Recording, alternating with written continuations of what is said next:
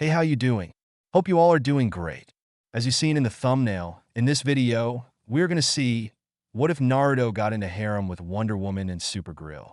This is part 2, and before getting into video, I request you to check the author of this fanfic and show some love and support. Name of the story is Sage of War by Scarlet Acer 058. Do check it. All details in description. And if you want next part of this series, please leave a like, share, and consider subscribe. Let's get into the video. Also check out Patreon for uncensored spicy content. Link in description. I am Dark Side. Naruto Uzumaki was shaking. It wasn't overtly visible, but he could feel himself shaking at the sheer malevolent presence emitted by the being floating before them.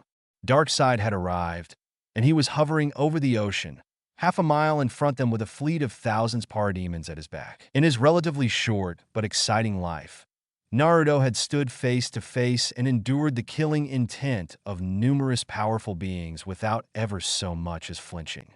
Beings that were capable of everything from leveling countries to ending worlds in seconds. Yet somehow he just knew that Darkseid was something beyond all of his past foes. A god in an altogether higher category than anything he had ever faced before.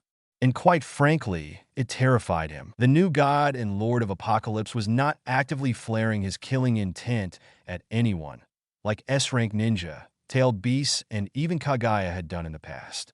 No, it was merely his sheer, overwhelming presence that stopped Naruto cold. A presence seeped in such evil, malice, and cruelty that it froze Naruto where he stood, making it hard for him to breathe. Darkseid's presence and the sheer power Naruto could feel rolling off of him every second was, to understate it, simply astronomical. From the very beginning, via some supernatural instinct, it was abundantly clear to Naruto Uzumaki that the inevitable outcome of fighting Darkseid directly would be his death. The only other time Naruto had ever come close to feeling like he wouldn't walk away from a battle was while fighting Kaguya on his own. What he currently felt in the presence of Darkseid was easily 1,000 times worse. Despite this, Naruto had no intention of backing down from this fight, not when so many lives depended on him and his fellow heroes winning. Thankfully, he wasn't alone in this battle. 8 other heroes and warriors had stepped up to face this threat to humanity and the world they called home. Luckily, his training as a ninja also meant that Naruto did not have to fight the powerful god directly. In fact, he was sure that his specialization in indirect and unconventional combat gave him a higher chance of survival. Furthermore, 6 months of war and some of the harshest training regimens 9 different Kagis could beat into him had changed Naruto greatly. He had largely been weaned of his more childish strategies and ways of thinking, but the spark that had given him a penchant for doing the unexpected and the extremely creative was something that had instead been nurtured by the Kage. Madara at the time was the single most powerful being in the world, and Naruto and SSK could barely stop him. Just teaching them a myriad of new jutsu and skills was not going to cut it when they went up against the Jubi Jinchuriki's decades of experience. They needed something far more primal, something deeper and unique to the 2 teen ninjas, in order to hold their own against their legendary foe. For Naruto, it was his creativity. A creativity he intended to bring to this fight as soon as his chakra pathways healed. Taking a deep breath to calm his frayed nerves before exhaling, Naruto repeated the process 3 more times, slowly bringing himself to a more relaxed state while thinking. This is just another fight. All I need to do is be cautious and watch my allies' backs. I'm not on my own this time. From what he could feel, his chakra pathways would take a bit more time before he could use them again. A serious disadvantage that was akin to normal civilian trying to fight a trained martial artist with both their hands tied behind their back. Still, it could have been worse. His body had after all been enhanced to the point that even in his normal state, it was like he was in sage mode. So he would use every skill he had picked up during the war to stall Darkseid and hope Superman and Wonder Woman could keep the evil god busy until he was back to full power. So, I'm guessing that that's the big bad Robokid was freaking out about. Green Lantern broke the silence as the assembled heroes watched Darkseid approach, his fleet of parademons following in perfect formation behind him. It was a truly enormous number of reinforcements that could quickly overrun the city if they weren't handled properly. Naruto hoped that the coming battle would keep them focused on the heroes. Lucky guess.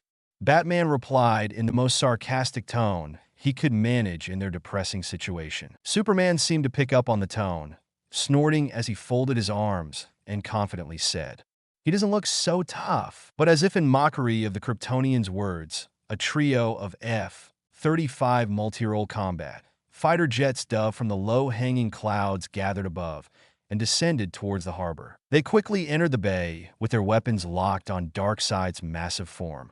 And a second later, they all unleashed their payload of missiles at the new god before flying past him.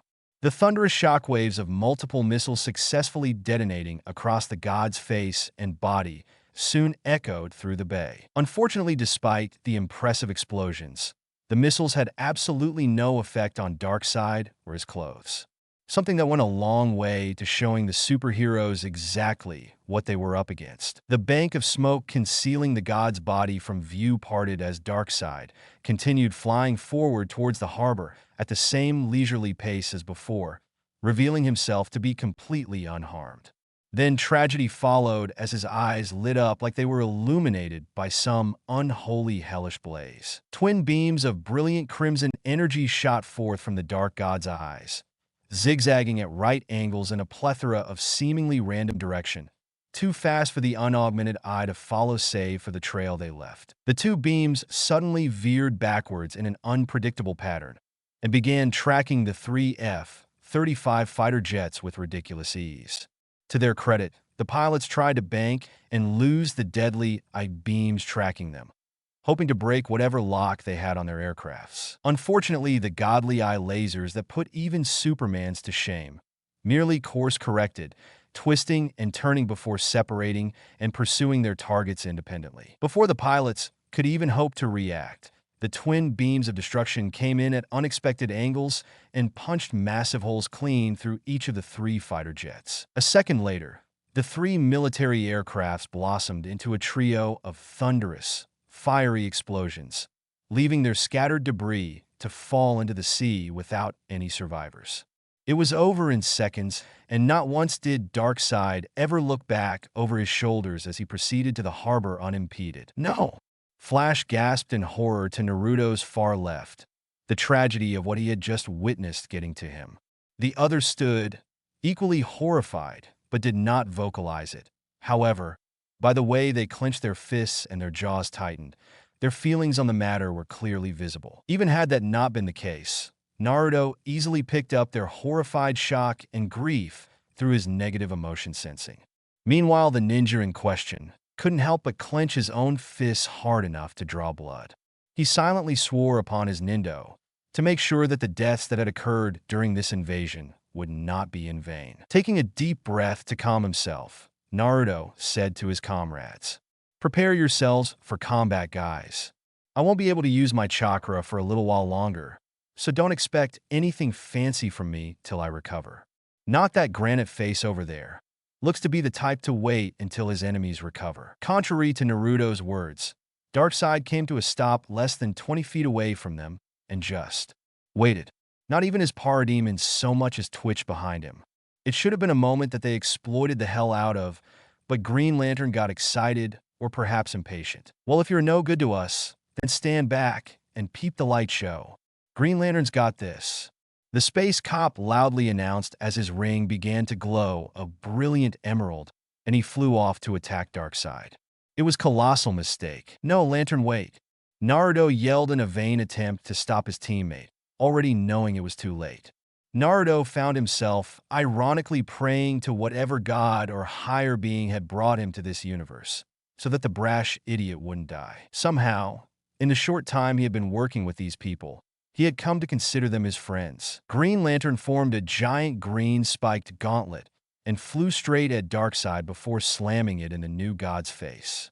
The impact shattered the construct and succeeded in turning Darkseid's head to the right. Naruto actually found himself surprised that Darkseid had even gotten hit by the lantern. The punch was completely telegraphed, and Naruto expected the new god to at least be fast enough to block the attack, if not outright dodge it. At the very least, Kaguya would have, but then again, Kaguya was pretty unique and probably not the standard for all gods everywhere. What happened next, however, fell more in line with his expectations of a god. If he had blinked even for a second, Naruto would have missed it. So fast was the retaliation despite Darkseid's enormous size, that it left no question as to the fact that the new god had allowed himself to be hit in the first place. Literally before Green Lantern could even begin to straighten from his overextended punch, Darkseid decided to punch him back, hard. The impact of the god's fist meeting the indestructible force field right above Green Lantern's face created a massive shockwave as the force field shattered, and the space cop was accelerated backwards, like a rocket. Green Lantern slammed into and then through a lamppost before punching a hole into the side of a building, and then caving in a wall further inside. That also seemed to be the signal for the parademons to attack, for they all simultaneously charged at the down member of the Green Lantern Corps. Like a bolt of lightning, Flash took off to protect his injured friend, followed by Superman, who scythed dozens of parademons out of the sky with his heat vision. Wonder Woman was right behind them, her arms aglow and wreathed in her newfound lightning powers, throwing enhanced punches and kicks that combined her incredible strength and the power of lightning together to blast parademons out of existence with each blow. Aquaman and Mera chased after the super-speeding trio, the Atlanteans using their own slightly less impressive speed to cross the distance quickly. Mera's eyes shone a luminous sky blue as weapons of solid water formed from every water source nearby, the largest being the ocean, and shot towards the enemy forces, tearing parademons apart left and right. Meanwhile, Aquaman with his trident was a mix of bludgeoning, stabbing, punching, kicking, and the occasional headbutt to anything in his path. His golden weapon flashing through the air, left, up, backwards, forwards, down, and right like an angry bumblebee. Besides Naruto, Victor Stone's arm turned into a white noise cannon, while on each of his shoulders 2 turrets appeared on ball mounts, swiveling left and right. From his back 2 thruster packs appeared, and he rose till he was 6 feet above the ground and began firing a steady stream of superheated plasma bolts at every flying parademon nearby, acting as an anti-air deterrent for the parademons trying to head deeper in the city. Batman pulled out a few batarangs to begin assisting, but Naruto raised his hand to stop him and said, "Don't bother with that, Batman. You and Victor need fall back to a building rooftop or some other high ground. He can shoot down the flyers while covering you, but we need you to assess the battle and find out what that god's weakness is. We need a plan to defeat him quickly, and you are our best strategist. The rest of us will buy you the time you need." "You are scared of him," Batman observed, sounding almost casual despite the ongoing violence around them. "Of course I am," Naruto admitted in a reluctant show of his true emotions to the man. "I've already fought a deity before, so I already know what I am in for. The rest of you don't. Worse yet, from what I can feel, this guy is even stronger than the goddess I battled. I barely walked away from that battle alive, but none of us will survive this one if we don't all work as one unit." Engaging him without a plan was a big mistake. Frowning, Batman said, "What's done is done, Sage. I will figure something out, but for now, you Superman and Wonder Woman look like our best hope of stalling him. When will your full power return?" "As best as I can tell, in a few minutes. Unfortunately, against a god, a few minutes might as well be tomorrow or next year. I guess I'll just have to do this the old-fashioned way," Naruto said with a frown, before cracking his knuckles in the palm of each hand. "Just keep Victor out of trouble, and have him focus only on shooting down the parademons in the sky. Darkseid is way beyond either of you, and it would be difficult to end this war without a mind as gifted as yours. The rest of us will handle Darkseid in the meantime." With that, Naruto jumped into air, crossing a 100-meter distance in an instant. A parademon spotting him, flew low and directly into his path to stop him, but he punched it right towards Darkseid on the ground, the action canceling out his own forward momentum and making him drop from the air like a rock. Darkseid backhanded the improvised parademon projectile aside almost negligently, but in doing so created the opening Naruto wanted. His feet had barely hit the ground before he shot forward at hypersonic velocities, creating an impressive shockwave in the process that scattered the parademons attempting to surround him. Darkseid was standing with his right hand still hanging somewhat to his side after backhanding his minion. It was only for a second and barely something most people could take advantage of, but most people weren't Naruto. In an instant, Naruto was there besides the giant. And then he shot past Darkseid, or would have had he not grabbed on a Darkseid's still extended arm, and held on like his life depended on it. His sheer acceleration more than sufficient to pull Darkseid completely off balance and nearly topple him. This also served to distract him from paying attention to a charging Superman who chose that exact moment to drive his fist into the new god's face. Hard to the parademons bearing witness. If they even had the mental capacity to properly appreciate and process what had just happened, they would have acknowledged it as something they had never seen before. A mortal laying a god among gods flat out on his back with a punch. And it certainly wouldn't be the last time that Superman would do this to Darkseid. Not wanting to give him a chance to rise again, Wonder Woman jumped high in the air, intent on bringing her sword down to stab Darkseid through the heart and complete the ancient mission of the Amazons. Unfortunately, all the heroes had done so far was knock Darkseid onto his back. And while Naruto had let go of Darkseid after setting him up for Superman to land his punch, Darkseid had decided to hold on to Naruto instead. With barely any exertion on the part of the god, he tossed the blonde ninja straight into Diana at Mach 8. The duo groaned as they collided with each other in a thunderclap of power before bowling over a nearby tree, which snapped in half from the sheer impact, and then slamming into an abandoned car, where they ended up in an array of tangled limbs. It was mere luck that Diana didn't skewer Naruto with her sword during the collision, and it took a moment for the two to extricate themselves from each other and regain their bearings. The duo were in the midst of recovering when Aquaman tried to stab Darkseid in the face with a mighty roar, but Darkseid, in a surprising show of speed, sidestepped the attack and punched the Atlantean away. Lucky the King of Atlantis blocked the retaliatory attack with his trident instead of his body, and as a result was only blasted into nearby building. Darkseid's eyes lit up with crimson power in order to incinerate Aquaman, but several spears and swords of water slammed into his face. They did not even make a scratch on his terrifying visage, but the sheer heat from Darkseid's eye beams caused the water to burst into steam, concealing the battlefield for half a second. A wave of Darkseid's hand immediately cleared away the steam, and it came just in time for Flash to appear from seemingly nowhere with a piece of steel piping which he slammed into Darkseid's face at 90% of the speed of light. There was an explosion of light and energy as the metal pipe simply vanished and Darkseid flew backwards for a few hundred meters, bouncing and tumbling head over heels before he rolled over and stopped in a crouch, then slowly rose to his feet. His face was covered in black soot. Unfortunately, there was no clear visual indicator of him having taken any damage. Darkseid did look pissed though. Almost on instinct, the entire team of heroes save Batman and Victor quickly assembled around the Flash, almost protectively.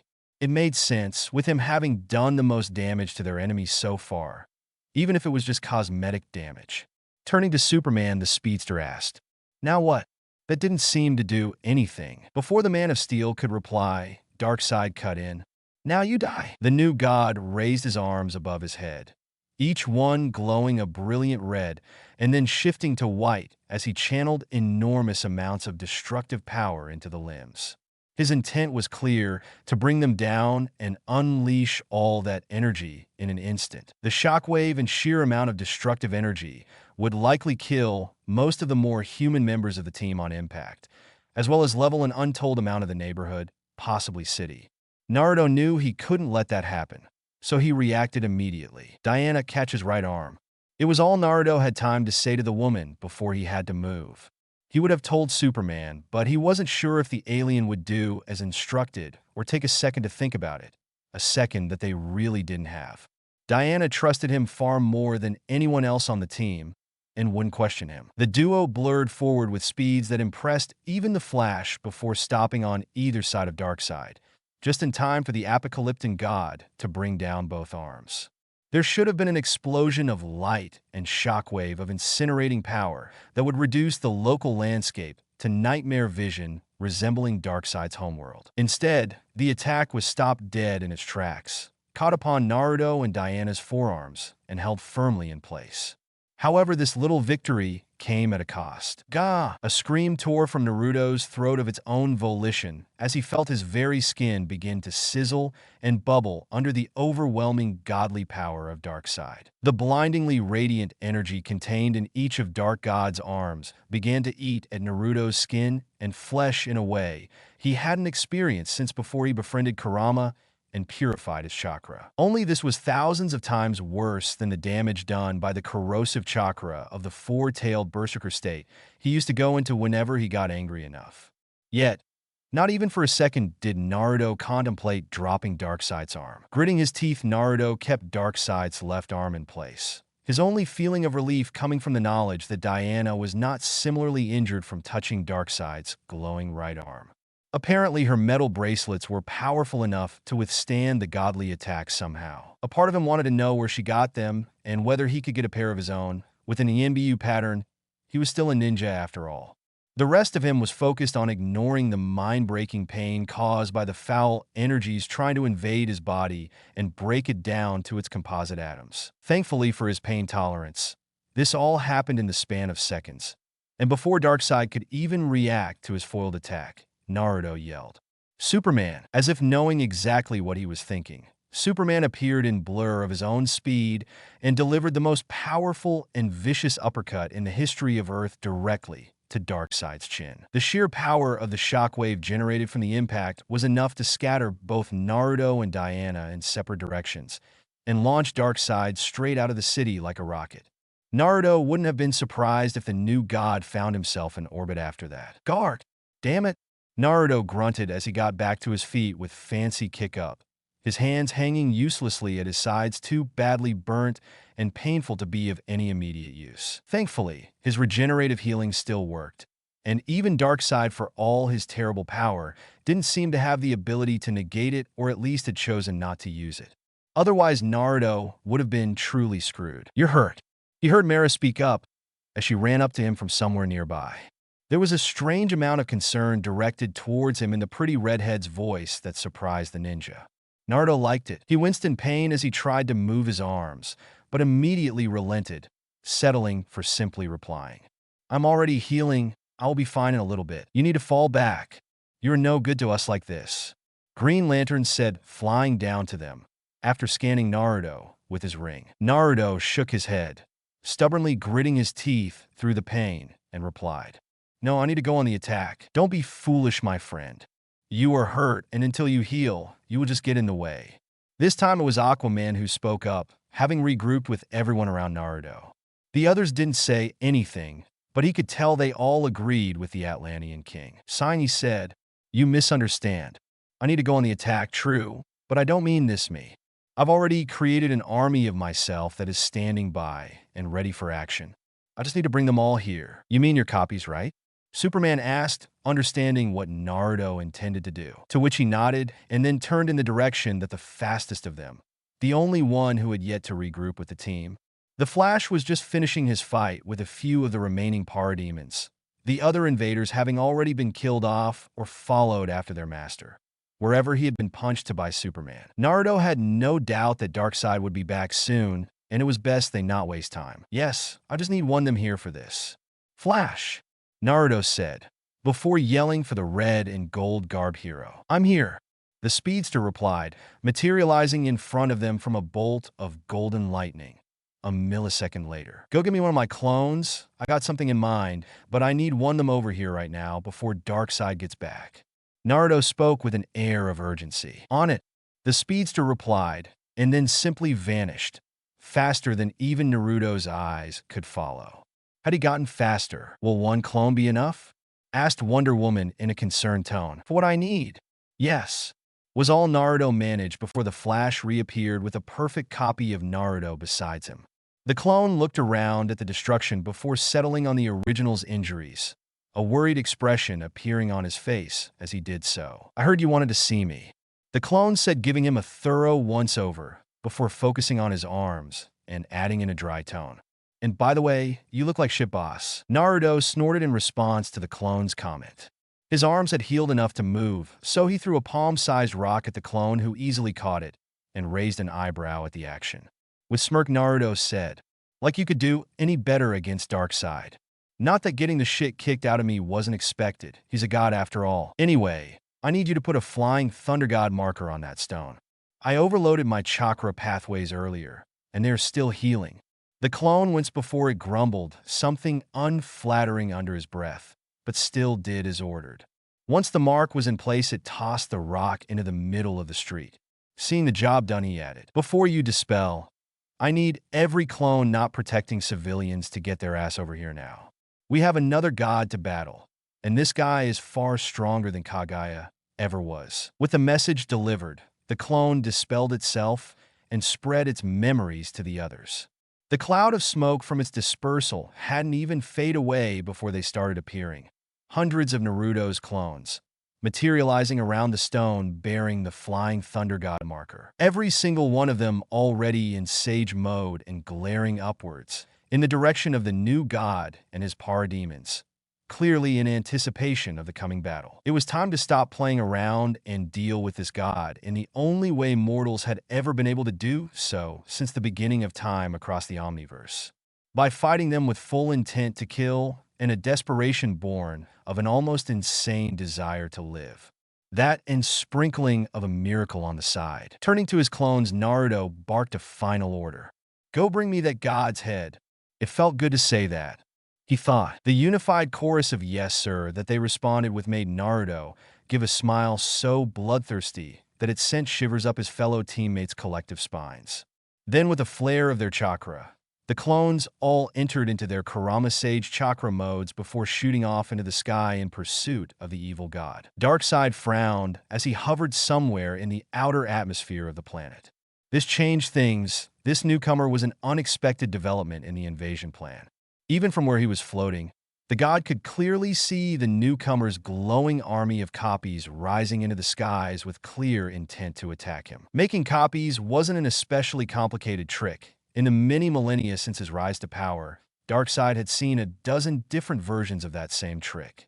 His battle instincts, however, told him that it would be an unexpectedly effective trick in this situation when coupled by the newcomer's physical prowess. From the minute he had laid eyes on this version of the Justice League, Darkseid had known that something was different.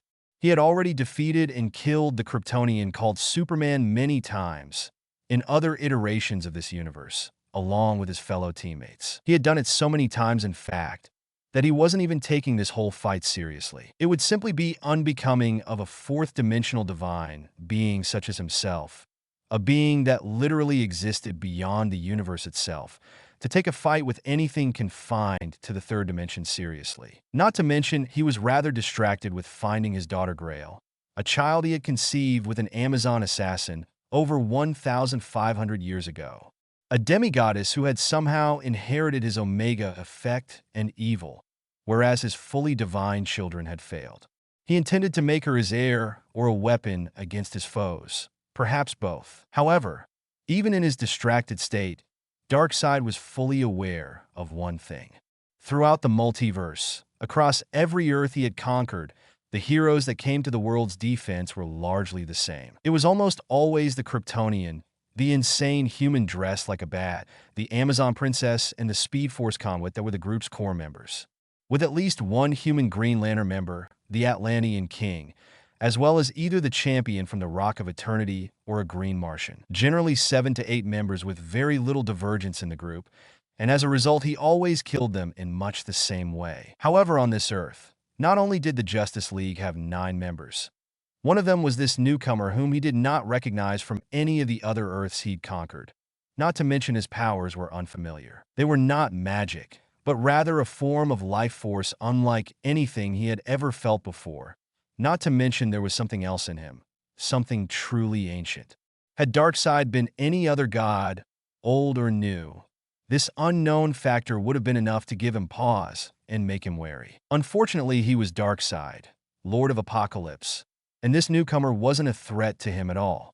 Darkseid had killed entire teams of Justice League members and blown up numerous iterations of the planet Earth. That the newcomer was even weaker than Superman made him almost worth completely disregarding. Almost. No matter how worthless the creature was, Darkseid couldn't deny that his strange abilities made this battle intriguing. The newcomer was no Kryptonian, Speed Force conduit, Amazon, or even clever like the man pretending to be a bat. But Darkseid could tell that he had a bit of everything that his fellow champions of Earth possessed, the very things that had made Darkseid respect them even after slaughtering them so many times, albeit begrudgingly. Like the Bat-Human, he had a mind for strategy and a disregard for fair play when engaged in combat.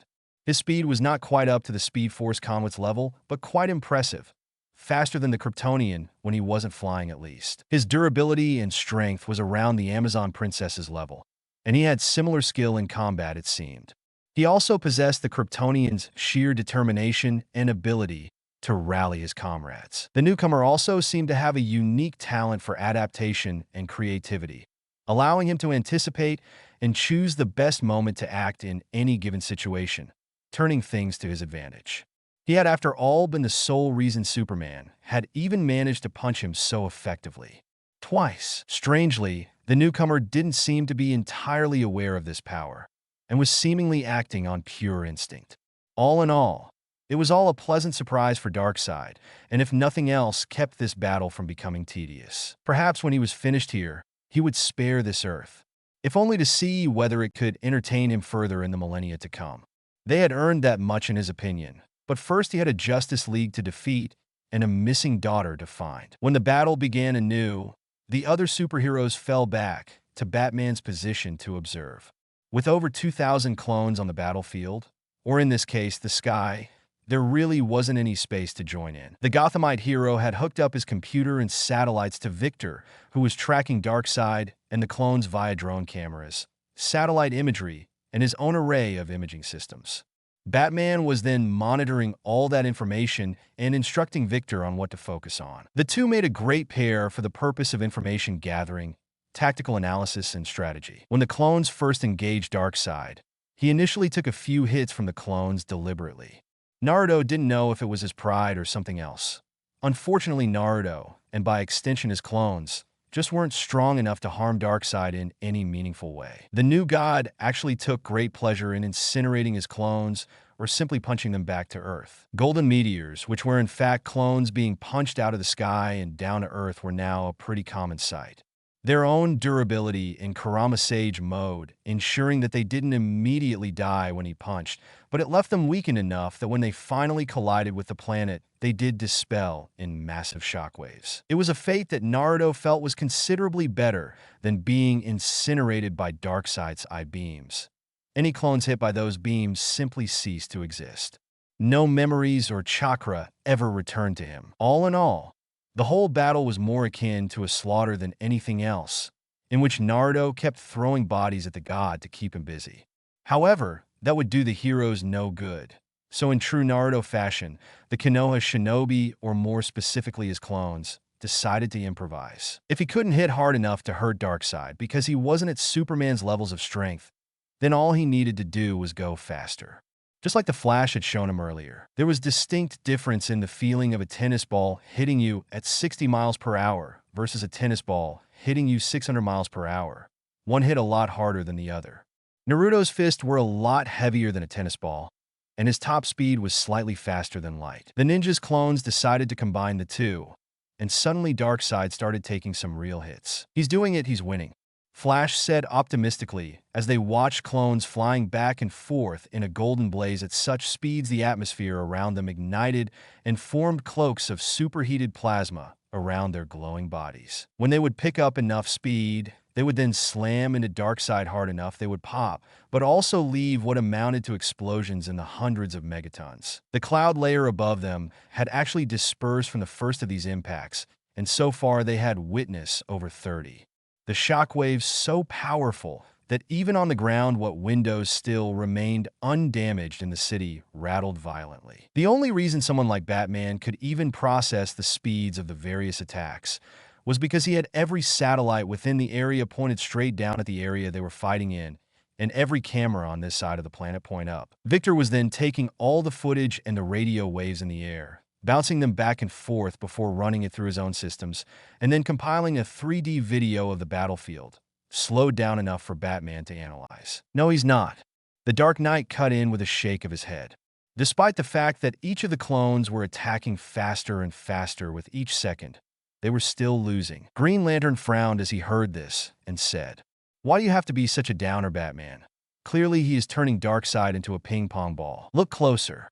Just the speed necessary to impact him hard enough to send Darkseid flying is killing Sage's clones. Every hit is like a kamikaze suicide attack, in which his copies are giving their all, but failing to do enough damage to Darkseid fast enough for it to matter. Naruto is losing clones fast, far too fast. And worse yet, Darkseid is killing some of his clones with his eye beams before they can blitz him. He will run out of clones soon. It's true. This was only meant to buy time. Right now, Superman and maybe Wonder Woman are the only ones who can really take him on safely. The rest of us need to focus on distracting him and make an opening for them. I'm sure that after the thrashing we took earlier and seeing Darkseid actually put some effort into this fight, we now understand a bit better exactly what we are up against. Naruto said, but he was specifically looking at Green Lantern, as were everyone else. Looking bewildered by all the stares, Lantern asked, "Why the hell is everyone looking at me? You attacked first and got punched into a building for your trouble." Batman offered helpfully, and Sage got his arms burned to a crisp. I don't think he of all people can throw stones at anyone in this situation.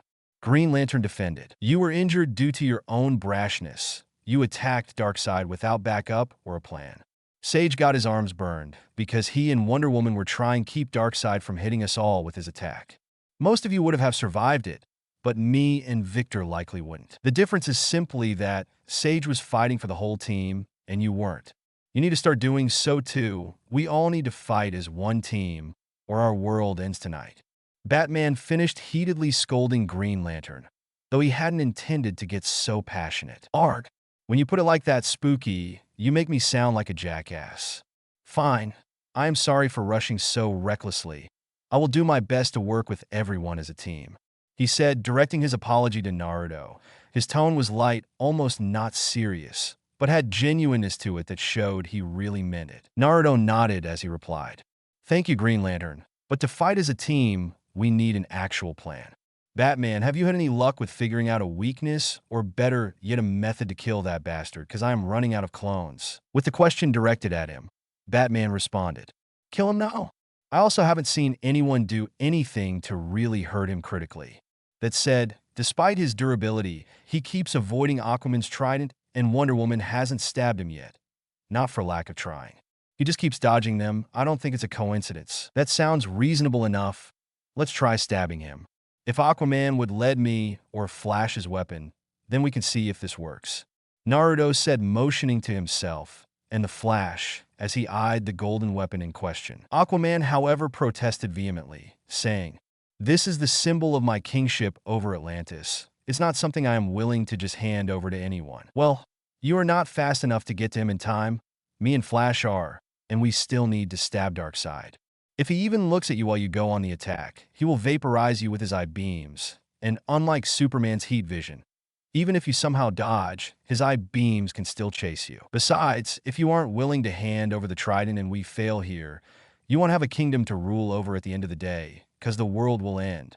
Naruto said seriously, reminding the Atlantean king of the consequence of failure. Aquaman hesitated, a thoughtful look appearing in his eyes, before he said, "I'll think, Abu." Unfortunately, he never finished the sentence. A warning flared to life on the HUD installed under his cowl, and Bruce Wayne looked up in horror.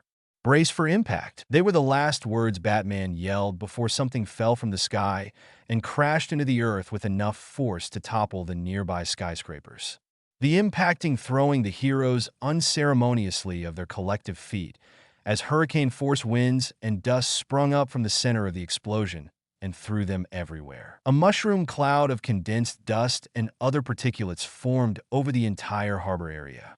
The whole battlefield was covered in it, blinding everyone from seeing through it except Superman. Thankfully, it all cleared quickly enough to reveal Darkseid, standing in the midst of hundreds of Naruto clones, each of them popping slowly, one after another. The new god wasn't looking too good either, his granite-like face looking surprisingly messed up. His helmet-like headgear was half destroyed. There was soot and gaping cracks all over his once pristine armor, which now looked like it had been the chew toy of some kind of cosmic horror. Even his face looked uneven and covered in scratches and minor wounds, with his lip having been visibly busted up enough to leak some blood. Despite this, evil tyrant was grinning like he was enjoying this. "Is that all your world has to offer, heroes?" he asked in a thunderous but clearly mocking voice that could be heard for miles around. If not for the fact that he was clearly taunting them, he would have sounded almost genuinely disappointed. From what Naruto was picking up through his empathy, Darkseid was actually amused. "We are not done, not by a long shot, Darkseid," Superman replied, the strength of his voice rallying the heroes and giving them hope as they got back to their feet. "Then come and fight me. Let us see how long it takes my Omega beams to reduce you to ashes," the god challenged, with his eyes flaring to brilliant crimson in the same sentence. The zigzag pattern of his now-named Omega beam shot straight towards the recovering group of heroes. Due to their unpredictable movement, no one knew who Darkseid was aiming for, and anyone but Wonder Woman, Superman, and perhaps Naruto would surely end up dead the minute they hit. Diana decided to take that particular risk off the table right away by charging directly at the Omega beams and then deflecting them away with her bracelets. The Man of Steel then used that opening to flank Darkseid's left side and slam a right hook into the side of his face, disrupting the new god's focus and dissipating the Omega beams he was projecting. Superman's follow-up left fist landed just as quickly as his right, creating a shockwave with the impact and forcing Darkseid to step back. Then his third right actually knocked the new god over. As he fell to the ground, Darkseid performed a combat roll and rose just as Superman came in with a fourth punch. But this time he ducked under the hero as he flew at him. He then grabbed Superman by his cape and yanked him backwards, straight into a clothesline. Superman yelped as he hit the ground. He barely had time to even groan before Darkseid brought his boot down on his stomach, forcing Superman's body to fold in half at the waist, then pinned him there. The impact shook the ground with the force of a 7.9 earthquake on the Richter scale, while Darkseid's eyes lit up to incinerate Batman, who was retreating to a safe distance. He fortunately didn't get a chance because Green Lantern created a massive hammer and slammed it straight into Darkseid's head, preventing him from firing. Unfortunately, Darkseid, in retaliation, whipped Superman around by the cape and slammed the Kryptonian's indestructible body into the Lantern Corps member. There was a loud crack as Green Lantern's right arm shattered from the impact, and he was hurled into the distance. Using Superman as flail, Darkseid then swung Superman at Naruto, but the ninja ducked under the improvised weapon. Aquaman, who had pounced into the air in order to skewer the god with his trident, wasn't so lucky and got hit in the head, launching him across the battlefield. Mera was the next target of Darkseid's improvised bludgeoning tool, but Flash was faster than Darkseid's swing and moved Mera out of the way to safety. However, the impact of Superman with the ground ruptured a gas pipeline and caused an explosion. The energy of the explosion, tossing Flash and Mera to the side and obscuring Darkseid from view. Wonder Woman burst through the dust, sword in hand and wreathed in lightning. She was ready to skewer Darkseid, but the new god placed Superman in the path of the attack as human shield. Superman would have ended up with a hole in his stomach had Naruto not suddenly appeared on their flank and kicked the flat side of her blade up, redirecting away from their ally. He then sweep-kicked Darkseid's feet from under him, just as a powerful blast of focused green energy shot forth from a mech that Green Lantern was piloting and hit the new god in his face. As he stumbled backward, his grip loosened, and Diana's lasso of truth wound itself around Superman's arm before she pulled him away from the evil god. Superman took that same opportunity to open up with his heat vision on Darkseid, forcing him even further back. Following her instincts, Diana raised her hands and a massive bolt of lightning came crashing down on Darkseid, pinning him in place, while Green Lantern projected a spaceship of some kind high in the sky that shot down at full speed and crashed into the god with catastrophic amount of force. The explosion so powerful, it was like a nuke went off. Luckily, 4 clones appeared on either side of Darkseid, chakra chains emerging from their backs and instantly creating a barrier around the dark god and the explosion. Because they were also inside, they were only able to contain the explosion for a few seconds before they too disintegrated. Though Naruto found himself wondering what the hell was in the spaceship Green Lantern had made. After all, it exploded more like a bomb than anything else. He shook his head a second later to clear his thoughts. None of their admittedly impressive teamwork had done the trick of putting down Darkseid. It simply wasn't enough.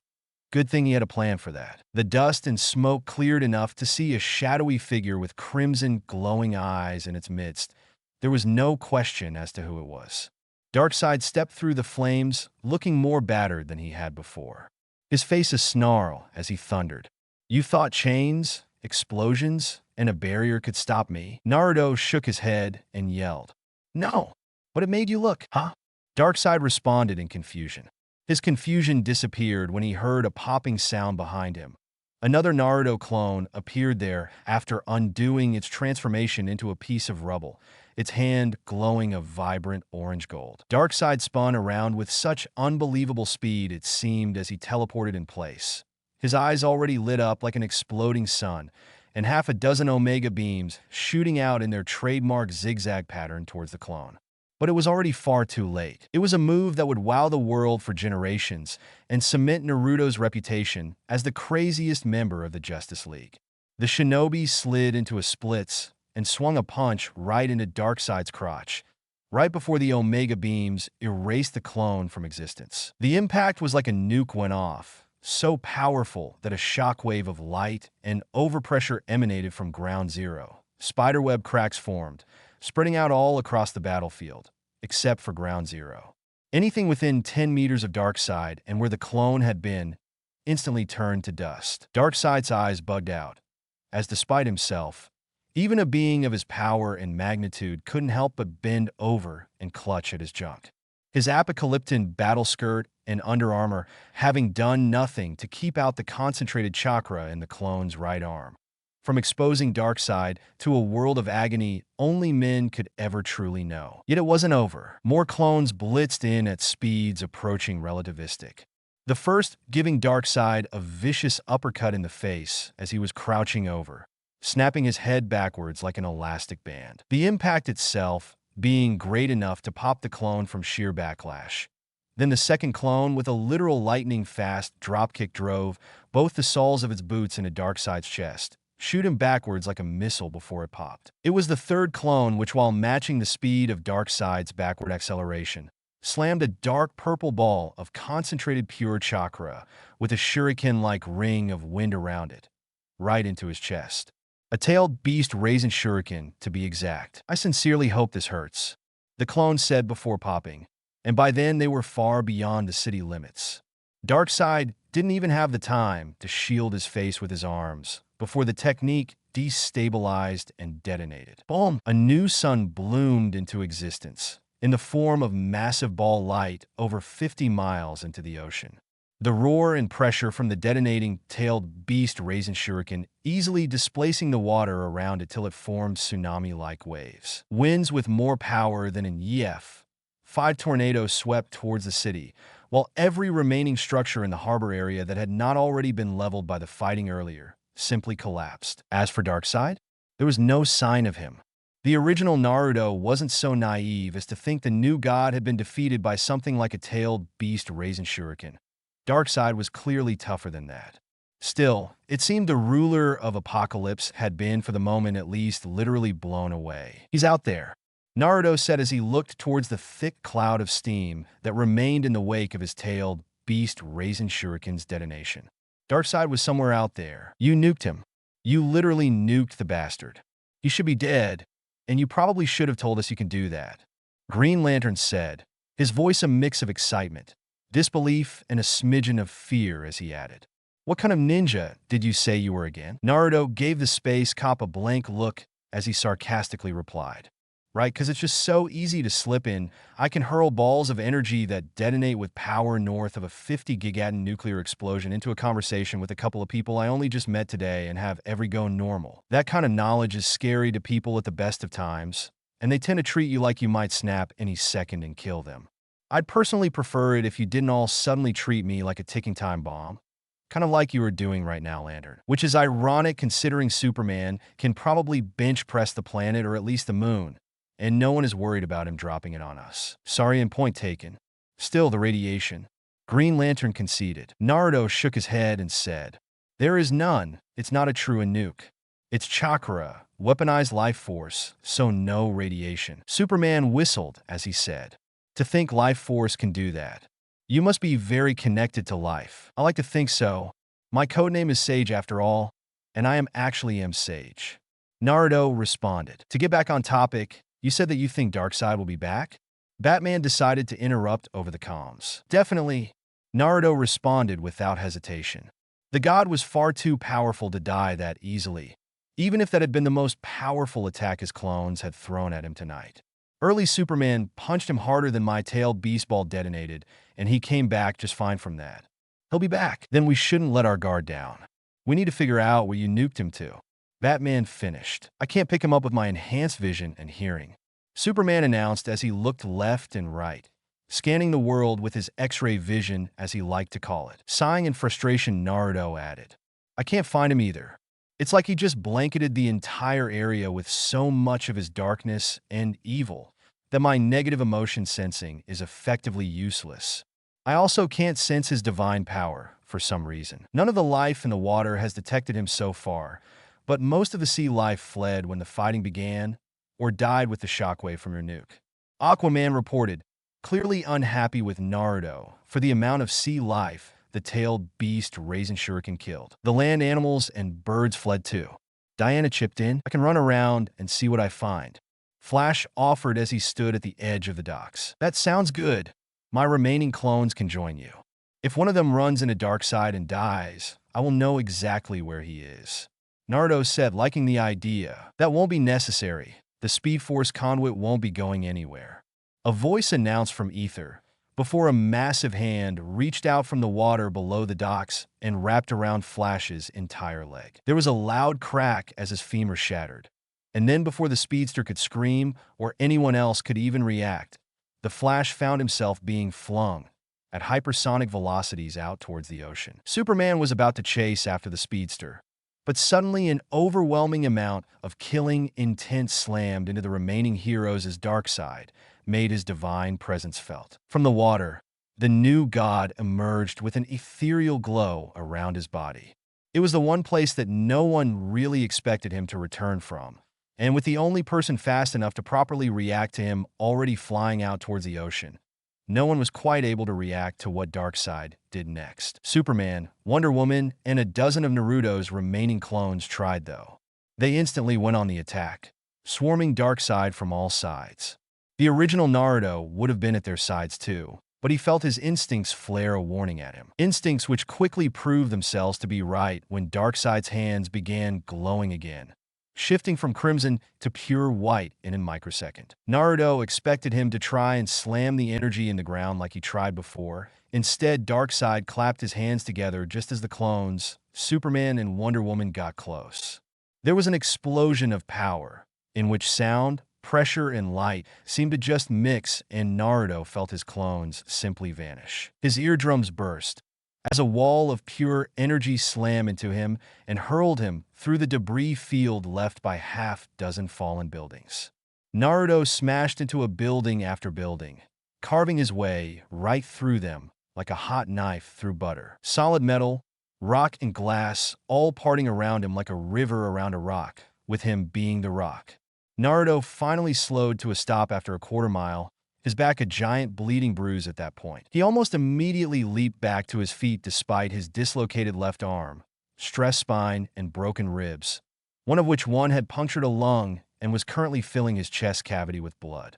His regeneration would take care of it if he just sat still for a few seconds, but there was no time. Darkseid could and likely would murder all his allies before he could even finish healing. And from what he could sense, Superman and Wonder Woman had been knocked a lot further away from the others than himself. He was the strongest one left. With a burst of speed that jolted every injury and sent pain through his entire body, Naruto returned to the battlefield.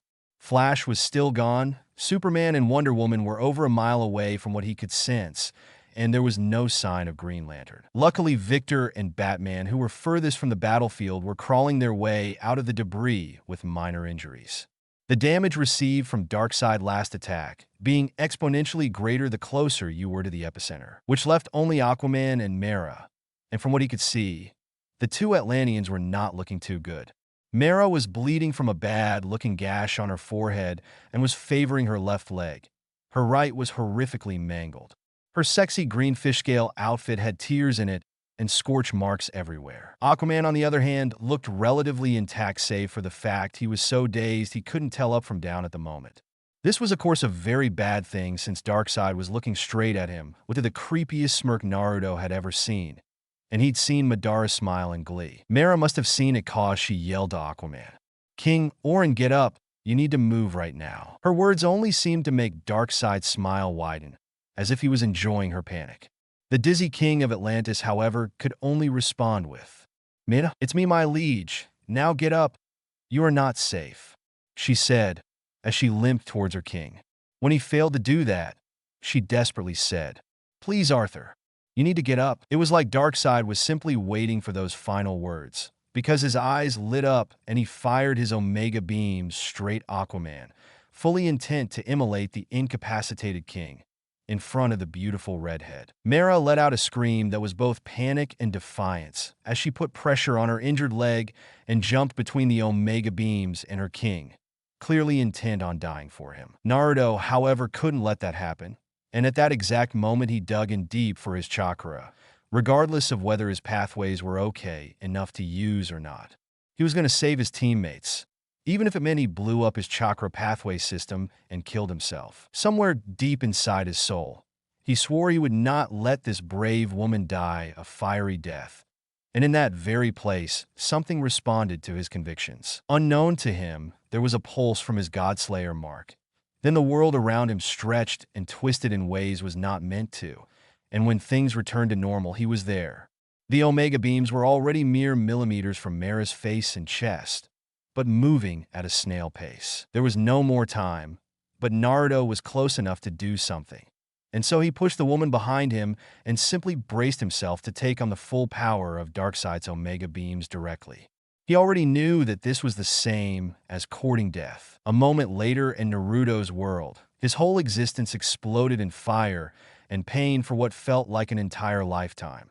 And then everything simply went black. Wow. I mean, just wow. A voice said as he came to consciousness, his body seemingly floating around in the nothingness of the void once more. The voice sounded neither distinctly male or female, but rather like a blend of both sexes. Naruto remembered this place. He had been here once before, right after Kaguya banished him with her last bit of power. "Who's there?" Naruto asked, as he fruitlessly turned and twisted his astral body around to see who it was that spoke to him. Unfortunately, he found no one, no matter which direction he looked in.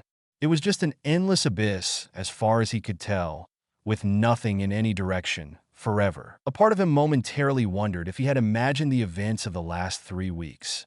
If perhaps he had never left the abyss in the first place, and his subconscious desire to be hero had manifested itself into some extremely vivid dream or hallucination of a world that needed heroes.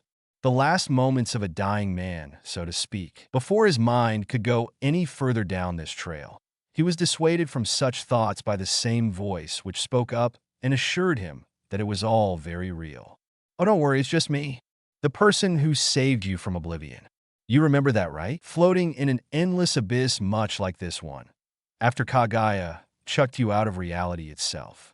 So yes, that actually happened, and so did everything that followed after, including fighting Darkseid and dying at his hands. I'm dead," Naruto said in resignation. He had expected to die, but somehow he had hoped he hadn't. He had no regrets, though. He had died protecting the world. The fact that he had also saved a pretty redhead was something that when got to the afterlife and found his parents, his mother would find both amusing and tragic. But of course, or we wouldn't be having this little impromptu meeting. "Well, don't worry about it. You are not completely dead, just enough so that we could talk a little. You should recover nicely when I'm done here," the voice said, as if coming back to life was the most ordinary thing in the world. "I get live." This time Naruto couldn't hide his shock. He got the impression that the voice was nodding as it replied, "Yes, it's only fair considering I let you die so that we could talk. Now when I found you in the endless void, I was very impressed that you didn't immediately disintegrate and turn into nothing. You're, after all, not really that powerful." You're the one who saved me?" Naruto questioned in surprise. The voice sounded a little irritated as it replied, "Didn't I make that obvious already? Yes, that was me, though the order to do so came down from the big boss himself. He wanted me to drop you off on Earth, after a bit of an upgrade to your body and your abilities. Let me tell you, kid, you were a mess, and it took a bit of work to turn you into what you are now. I'm sorry, I'm not really following. What did you turn me into?" Naruto asked. The voice sounded surprised as it replied. Surely you figured it out by now.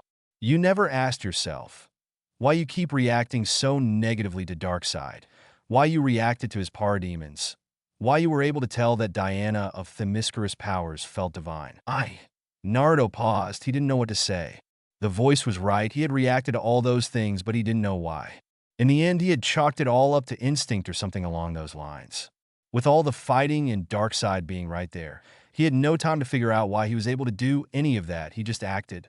Now, though, before he could think too deeply into it, the voice seemed to get impatient and said, "Do I really need to spell it out for you?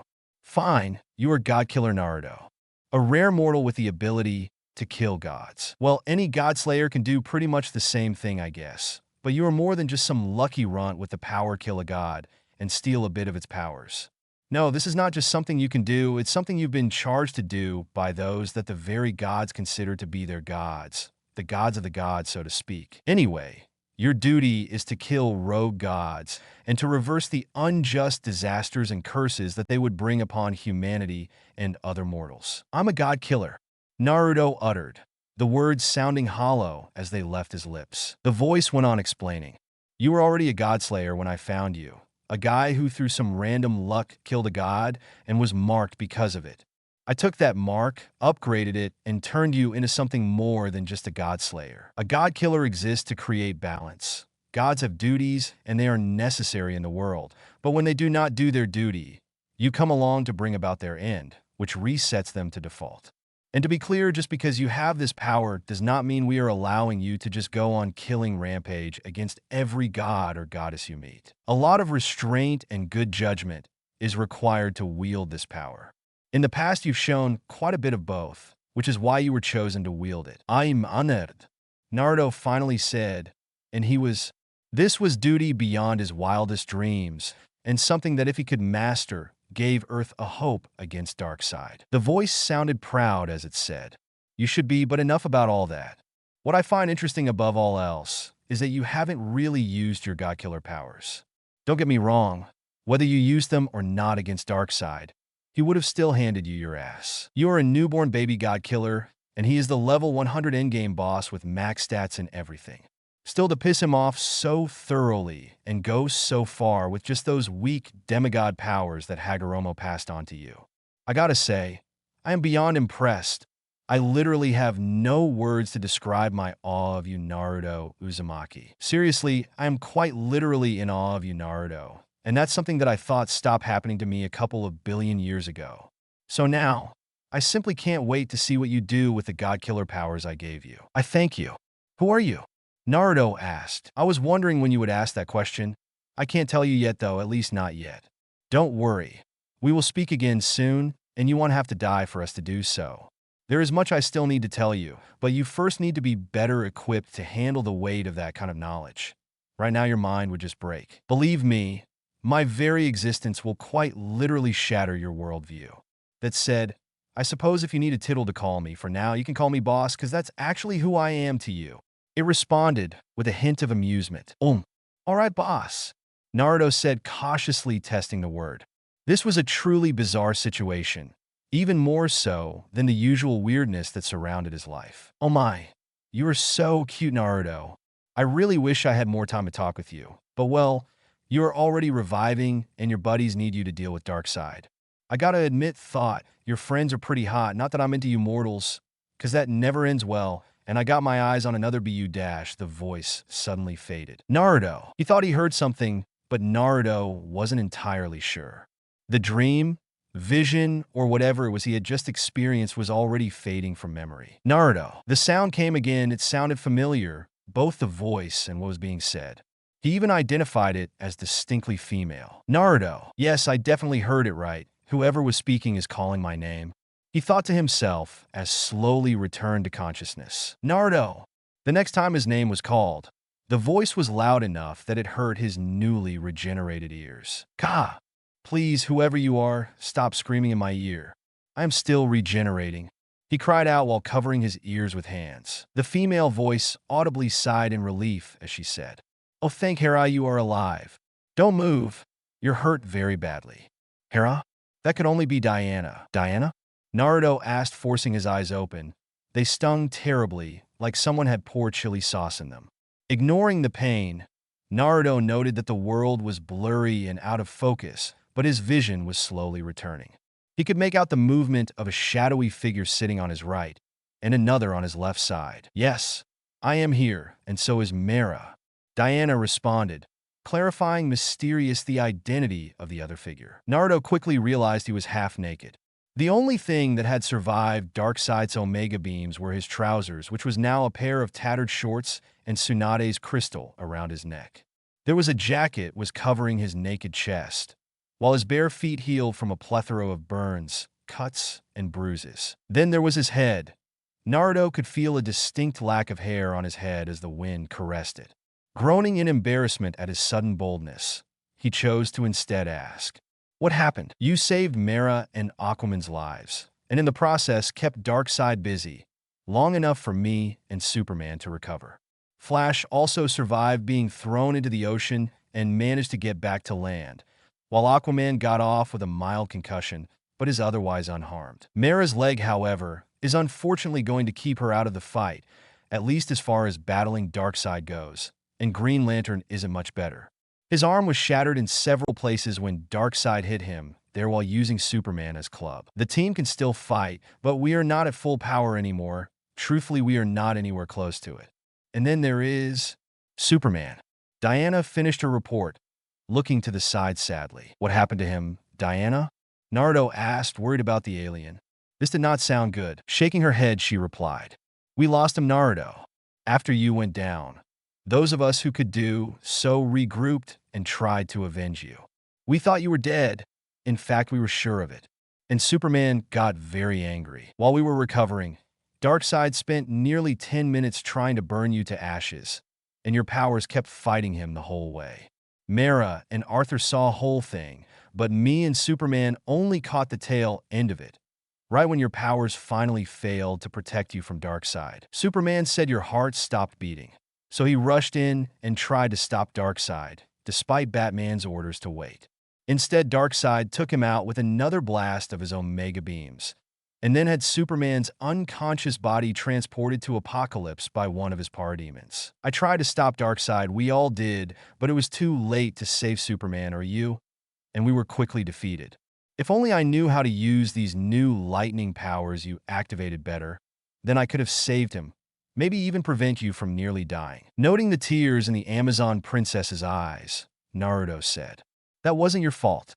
None of it was." Diana scowled and replied, "How is it not my fault? It's been the Amazon's mission for the last 2,000 years to kill Darkseid, and I am their princess. I am the strongest Amazon ever, the chosen champion of the gods, and I failed to fulfill that mission. I failed. So what?" Naruto asked. "Huh?" She replied, confused by his response. "So what if you failed?" Naruto asked her again, as he finally healed enough to sit upright. Staring into her teary eyes, he said, "Failure is as much a part of life as success. It teaches you valuable lessons, giving you regrets that ensure you don't repeat your mistakes, and a drive so that you succeed at your goals the next time. You are not the first Amazon to fail. You won't be the last either. The fact that you failed just makes you human, and last I checked, there was nothing wrong with that. Having the will and the courage to get back up and try again, though, now that's something heroic. So it doesn't matter if you failed to kill Darkseid or stop him from taking Superman. Get over it and move on. Darkseid is still here, meaning we have another chance to kick his ass and get our friend back, right? But this is Darkseid we are talking about. He has set the whole world on fire, and he wants to kill or capture everybody. He almost killed me, but then you saved me, and he tried to kill you. He burnt you so badly your skin began to glow like hot embers, and I couldn't do a damn thing to stop him. How can you be so optimistic at a time like this? How can you even believe we will win after going through something as traumatic as you just experienced?" Mera spoke up, unable to believe that he could be so optimistic after what he just went through. Looking from one woman to the next and then back, Naruto asked them a simple question in response. "Do either of you want to quit?" "No, of course not." They simultaneously replied. "Then that's that. Dwelling on the past is pointless. Unless you are learning from your failures, then it's vital. But right now, we should focus on what we can do And one thing I can do is keep getting back up to fight. I'm hoping that two of the most beautiful and powerful women I have ever met on this planet will be willing to get up and fight alongside me. I'm also hoping that Batman is still alive and has my plan ready. If so, then hopefully said plan will give us the edge that we desperately need against Darkseid. I need to check my chakra pathways, but hopefully they have healed enough so that I can finally fight at full power. Then we can figure out how to save Superman. Naruto said with a smile. That's a lot of things you seem to be hoping for there. Mera pointed out. Well, of course. But the world is depending on us, so if we lose hope, then it's over for everyone. Naruto replied before asking, so are you two willing to join me for another round with that evil giant? Rising to her feet, Diana looked into the distance and said, yeah, I want to try again. I won't give up. That's the spirit. How about you, Mera? Naruto asked, turning to the redhead. I am willing, but with my leg the way it is, I don't know how useful I will be. She replied with a shrug. Then I guess we should take a look at that leg. Naruto said as he tried to stand. Wow. Slow down there. You're still hurt and in no condition to do anything. Mera yelled, placing a hand on his shoulder. She then looked at her own mangled leg and said, neither of us should be moving. Naruto began to say something, but paused as he felt a rush of power flow through his body, before smiling. His chakra was pulsing rapidly as it rushed through his chakra pathways. Without causing any pain, he was finally healed. So he said, I am perfectly fine, and it seems that already one of my hopes has come to pass. With that, Naruto's wounds, which had been healing at a slow rate from where he had been incinerated by Darkseid's Omega beams, suddenly began to visibly regenerate at an extremely rapid rate. Damaged flesh simply flaking off and instantly being replaced by new tissue. Even his hair regrew to its former length, and within seconds Naruto was completely whole. Golden flame-like chakra flickered into existence on his shoulders, little more than small spark at first, but quickly increasing in size like a fire fed on a steady cocktail of oxygen and dry wood. It quickly spread across his body, enveloping him in its warmth. While on his right hand, the white six paths Yang seal, surrounded by Tomo in the pattern of a sun, reappeared, and along the length of his arm the flame patterns flowed up to the other seal he had gotten from killing Kaguya, his godslayer. No god killer. Mark appeared. As he stood up, what was left of his tattered clothes took on the same golden glow before instantly repairing themselves around his form. With that done, Naruto placed a hand above Mera's leg, and his chakra flowed from the Yang seal onto it, easily healing the horribly mangled wound, which by rights should have just been amputated. Mera's shattered right leg simply seemed to twist and bend in a sickening display of contortions, before straightening out as new flesh quickly replaced the old under Naruto's golden chakra. Within seconds, Mera was perfectly fine, much to both her and Diana's amazement. Naruto's body was fully aglow and wreathed in golden flame like chakra at that point. He then stretched out his fist to both of them and said, bump fists with me. Via Epsilon? Mera asked, but Naruto simply insisted. Just do it. I want to give you something, but you have to be willing to receive it. The two girls decided to go along with it and did as instructed, and the second their fists connected, they felt a rush of power flow through them, the likes of which only one of them had ever experienced before. Mera smiled, basking in the euphoric feel as she said, wow, I feel amazing, better than I have in weeks. Thank you. No problem. Naruto replied with a kind smile. It was Wonder Woman who realized what was happening, though, as she spoke up saying, Tidus, this is like what you did with me, isn't it, but even stronger? Yes. I didn't even think I could connect to other people and draw out their latent abilities until I accidentally did it earlier with you, Diana. Then my clones did it again when I was transporting people to the safe zones earlier. Normally, when teleporting others, I am covering them in my chakra like a blanket and just moving the blanket, which in turn moves the people. It has no effect on their physiology, and even using chakra to heal people doesn't really do anything else but heal. However, this is different. From what I have gathered, I am connecting to their inner life force and unlocking something that's already there.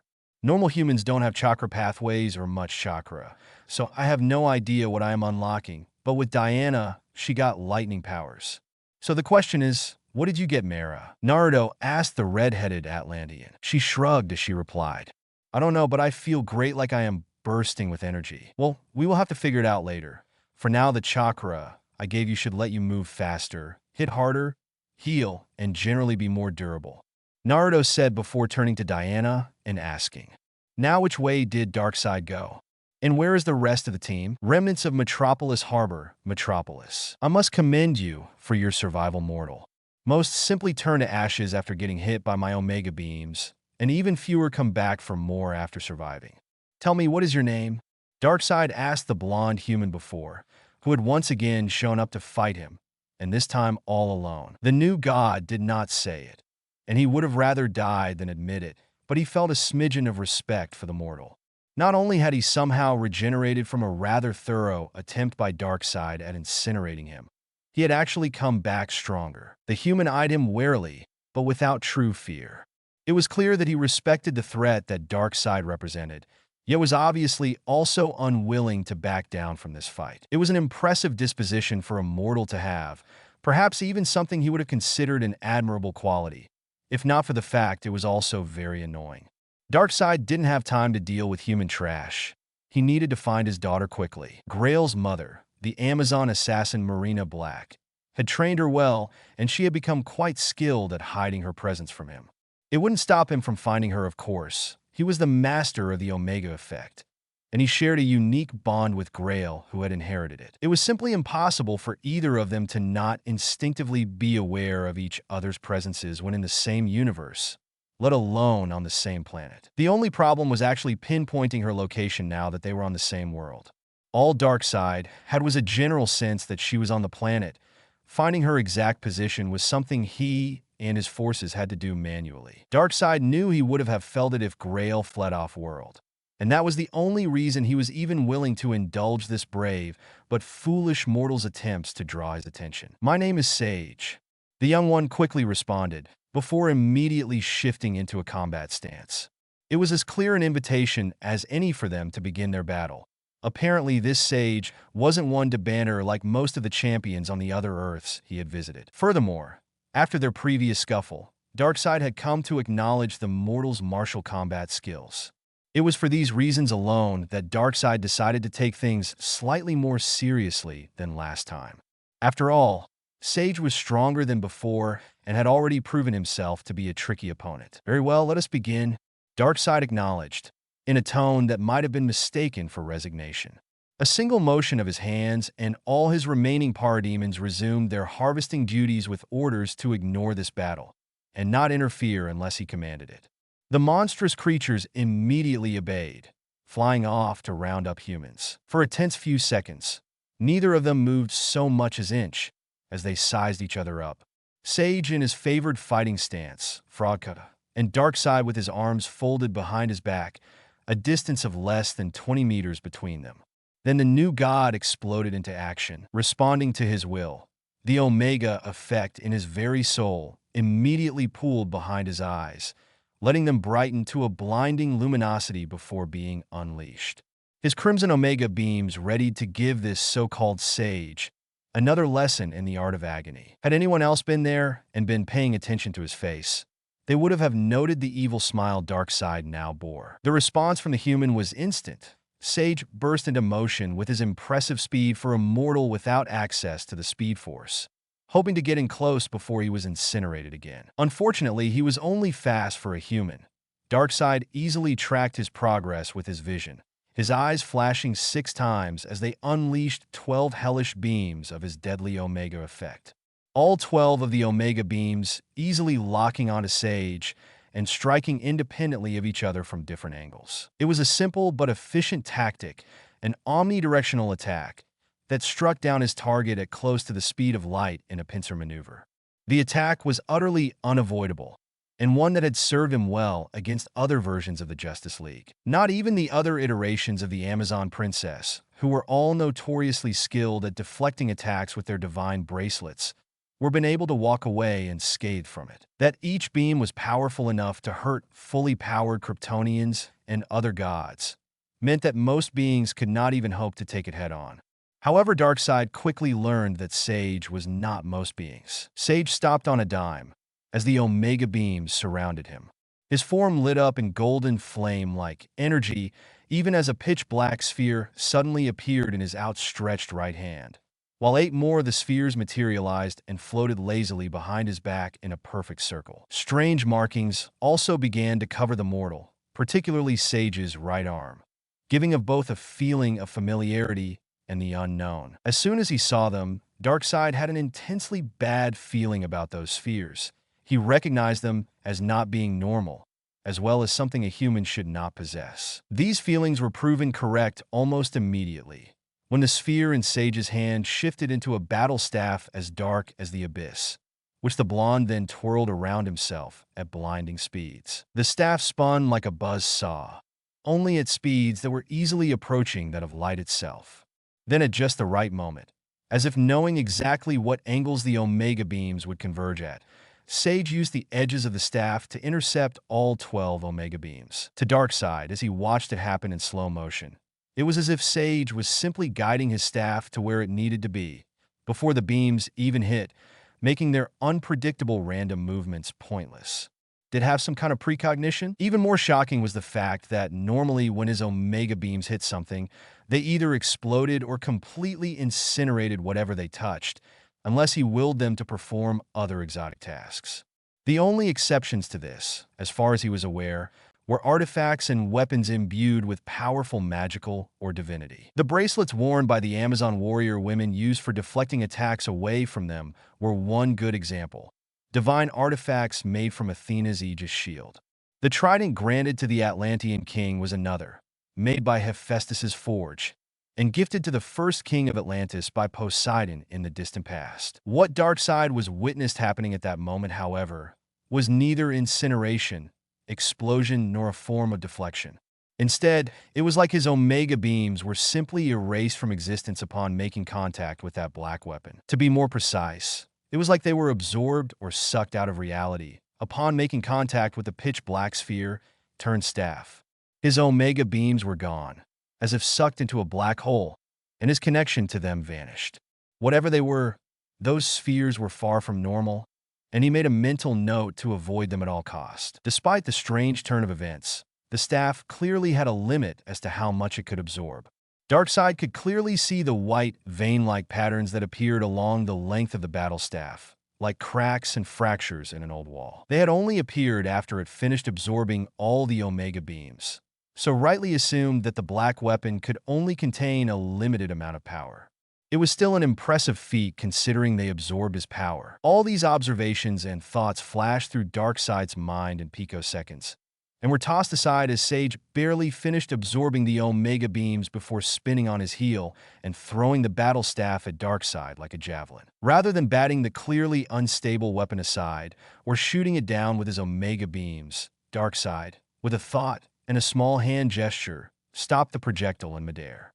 It was rare for him to use his telekinesis in battle, but he was glad he did, because in the next instant the battle staff exploded with blinding white energy, likely a combination of the unprocessed remnants of his Omega effect and Sage's strange life force-based energy. The explosion had been bright enough to temporarily blind him, and was barely over, with his vision still recovering from the improvised attack when Sage struck. The young warrior blitzed through the dust cloud from the explosion, closing the distance between them in the blink of an eye. Still recovering, Darkseid didn't even have time to fire another Omega beam, so he focused his power in a left hand, making it glow brilliant crimson with the Omega effect, and then an ethereal white, before he punched where he sensed Sage to be. Boom! The air crackled with thunder, dust, and arcs of lightning, heat and overpressure scattering and pulping everything in his vicinity. Even the very ground beneath his feet shimmered like glass as it was flash incinerated and turned to lava. Everything else was simply destroyed, everything but Sage. The stubborn human appeared completely unharmed. His right arm, which had strange black flame-like markings scrawled all across it, was easily holding back Darkseid's punch, much to the new god's shock. "What? That's impossible." The tyrant couldn't help but whisper, truly baffled for once at what he was witnessing. True, he still wasn't taking this fight as seriously as he could have, but regardless of that fact, his last punch was killing move. Darkseid already felt like his pride was stained by the fact that Sage had somehow survived getting blasted by his Omega beams for nearly 10 minutes, It was something he could not tolerate. So he had intended to rectify that failure all at once by killing him where he stood with that last punch. Only instead of vaporizing or even hurting Sage with the blow, his left arm felt strangely weak. That's impossible. He heard Darkseid whisper in shock. Well, it was a whisper for Darkseid, but to Naruto's ears it sounded like a bellow. That said, he didn't completely disagree. Simply catching Darkseid's punch was something he had done on instinct when the Lord of Apocalypse correctly deduced his plan of attack and countered with a lethal blow of his own. At speeds Naruto had no hope of dodging. Naruto had really just panicked in that moment and reached out to catch the punch. To his surprise, instead of his entire arm being turned to pulp, he actually stopped Darkseid's attack in its tracks.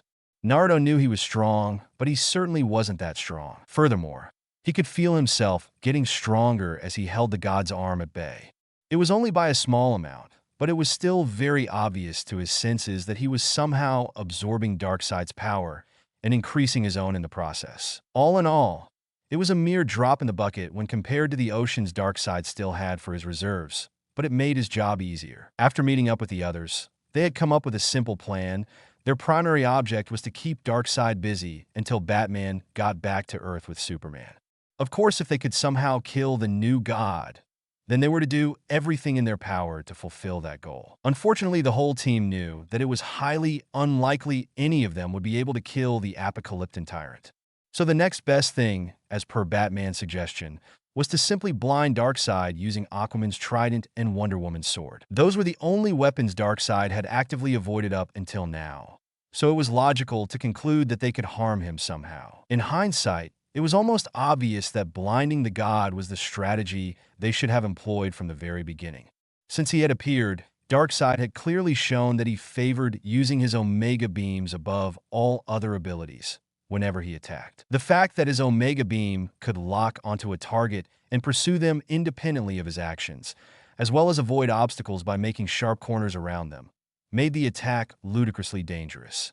Throw in the fact that they had enough power to harm a Kryptonian, and it simply became critical that they blind him as soon as possible. Darkseid's Omega Beams were simply too dangerous for any of them to continue this fight without taking them from him.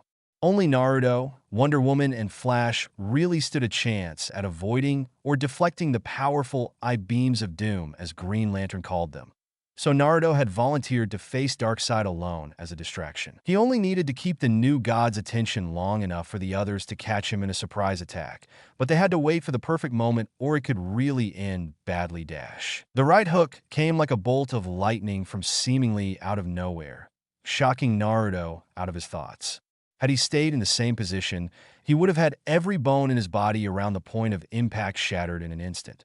It was by a hair's breadth that he escaped when replaced himself with a log via the replacement technique. Sawdust and splinters sprinkled the air around the place he just stood in, while Naruto reappeared a dozen meters away from Darkseid. That's what I get for daydreaming during a fight, he thought in self-admonishment. Leaping backwards and into the air, Naruto drew a flying thunder god kunai with his left hand, while in his right, he formed a lava release. Raisen Shuriken, wrapping the kunai in lightning. Naruto threw it at Darkseid's face, to which the god mockingly tilted his head just enough to let it shoot past him, a mistake Darkseid would soon regret. Naruto reared his arm back to throw the Raisen Shuriken at Darkseid, but the god's eyes flared to life and fired a blast of his Omega Beam straight at Naruto, who still had his hand extended behind him. It was clear he intended to detonate Raisen Shuriken while it was still in Naruto's hand, but his actions were already too late. At that exact moment, a clone hidden behind some nearby debris to observe the fight teleported to the kunai that was buried in the ground behind Darkseid. The Lord of Apocalypse had no chance to even react to the second Naruto as soon as he appeared, before the clone stepped forward and placed its hand on his back. And then time became meaningless from Naruto's perception, in which time and the world around him slowed to an almost standstill. The Omega Beams were mere centimeters from his face and all but ready to vaporize him again. That was when he muttered, "Flintunderkot, Ronropin." The world shifted violently, twisting in a way that was unnatural before Darkseid found that he had somehow switched places with the original Sage. His own Omega Beams were mere inches from his face, And before he could even attempt to react to this, the clone of Sage behind him, which had teleported along with him, suddenly exploded. The explosion itself was utterly ineffective. He didn't even feel it. The only problem was that original Sage had been in midair when they switched places. So Darkseid now found himself in the air, and the transition was too sudden for him to activate his power of flight before the explosion occurred. The end result of this was that, while the exploding clone had not harmed him in any way, it still pushed him forward and straight into the Omega beams, preventing him from reacting at all. Darkseid quickly found himself regretting overloading his Omega beams with enough power to wreck a moon, as he was literally blasted away at supersonic speeds, to painful effect. And to add insult to injury, Sage slammed the ball of revolving lava-like energy right into his back, sending him flying into the distance, where it detonated with enough power to erase entire mountain ranges. Darkseid's body was flung far from the city they had been fighting in, and he came crashing down in forest-like area, forming a massive crater. He was barely on his feet before Sage was upon him again. The human warrior's right hand turned pitch black while glowing golden-white flames surrounded it, which he drove in a vicious hook into Darkseid's cheek, making the god stumble backwards. The sheer impact of the blow igniting the forest and every living creature within it. That had hurt. How had this mortal hurt me? Darkseid wondered in shock. He knew Superman could hurt him, seeing as the Man of Steel had strength that nearly rivaled his own world-breaking power. Wonder Woman and her weapons were empowered by the gods of Earth, who, though living within the third dimension, were still gods, and thus she could do something similar. Even the Speed Force conduit and the Green Lantern Corps member could, under some very unlikely circumstances, have hurt him, simply due to wielding two of the primordial forces of the universe. But this mortal, this Sage, how had he hurt me? This bears investigation. Nature was on fire around him, and Naruto felt a pit of regret well up in his stomach for his actions. It couldn't be helped. He was a sage, and he could literally sense the animals and trees dying around him after hitting Darkseid as hard as he just had. His connection to nature made it impossible for him to ignore it, but he couldn't afford to hold back anymore. Not even for a second, especially now that they were clear of the city. Please bear with it a little longer. Darkseid intends to destroy the world. I can't afford to hold back against him. He thought out, in a manner akin to a prayer to nature. He didn't expect an answer, though. Then let us help. He knew not from where the words came, and he had no time to dwell on it, because he was immediately hit with retaliatory uppercut, hard enough to shoot straight into the stratosphere by Darkseid. His vision exploded in pinpricks and stars as he fought desperately, not to black out, and almost religious ignored the pain of his aching jaw. The last thing he had seen was a look on the new god's face that clearly said he was done playing around, and judging by how high up they were, Darkseid clearly meant it. It was only for a second, but he still blacked out as he flew upwards. Thankfully, he woke up right away. His jaw ached from Darkseid's attack, clearly fractured, but his regeneration was already taking care of it. All in all, it was a miracle his head was still attached to his body after that uppercut. Looking down towards where his sensory powers told him Darkseid was in pursuit of him, Naruto flipped over to face the god and prepared to activate his flight powers in order to slow himself to a stop. But then he heard it again. Let us help. This time there was a nudge, an offering of some kind of power, as something waited for him to accept. With all the craziness of his life recently, Naruto did not even hesitate to accept the offer with the simple thought of Phoenix. He needed all the help he could get after all, and wasn't thinking too hard about where this new power was coming from, mostly because it didn't feel evil to his senses. What he didn't expect, however, was for his upwards motion to instantly stop, and to find himself floating in place as his body was enveloped in a field of strange energy. It wasn't anything he was familiar with, and yet it was unquestionably nature energy of some sort. In his mind, a name popped up: the White. Naruto didn't dwell on this because Darkseid, who was hot in pursuit, suddenly fired half a dozen Omega beams at him. In response, Naruto intended to use his remaining truth-seeking balls to absorb the blasts. So far, each had been shown to be able to take up to 12 individualized beams before they were dangerous, overloaded, and exploded. However, it all proved unnecessary. At speeds that were very blatantly physics-defying, dark clouds rapidly gathered in the air above him, before multiple lightning bolts suddenly shot down at unnaturally fast speeds and struck down at each of the Omega beams as if predicting their paths. With the most harmful attacks out of the way, Naruto actively called upon the power of the storm while raising his right arm above him.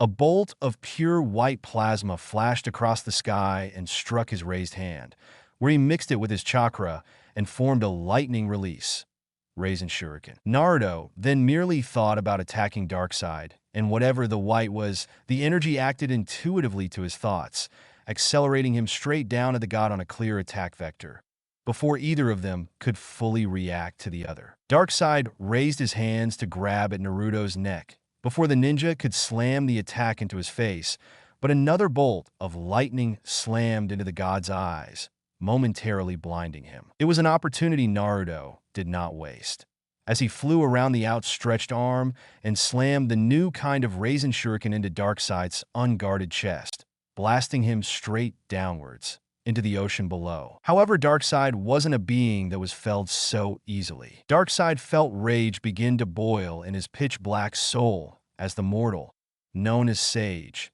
began to give him trouble. Sage was rapidly shifting from a mere curiosity thanks to his presence and unique powers, to an irritation that needed to be stamped out. Defeating the mortal was easy enough. The gap between Sage and Darkseid's own power was like the difference between heaven and earth.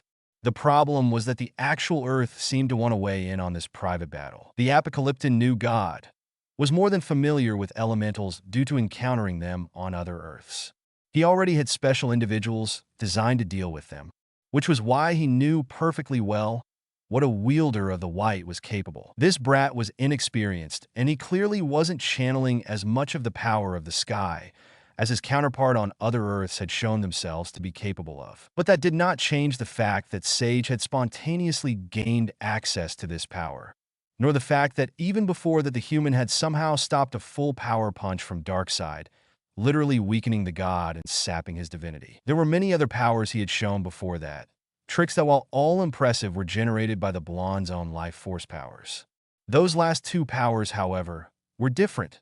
One was not yet understood by Darkseid, and the other came from nature itself, in order to help the hero called Sage. He supposed it was fitting considering the hero's name. Despite falling towards the sea below, Darkseid smirked when the sky above lit up in a crimson explosion.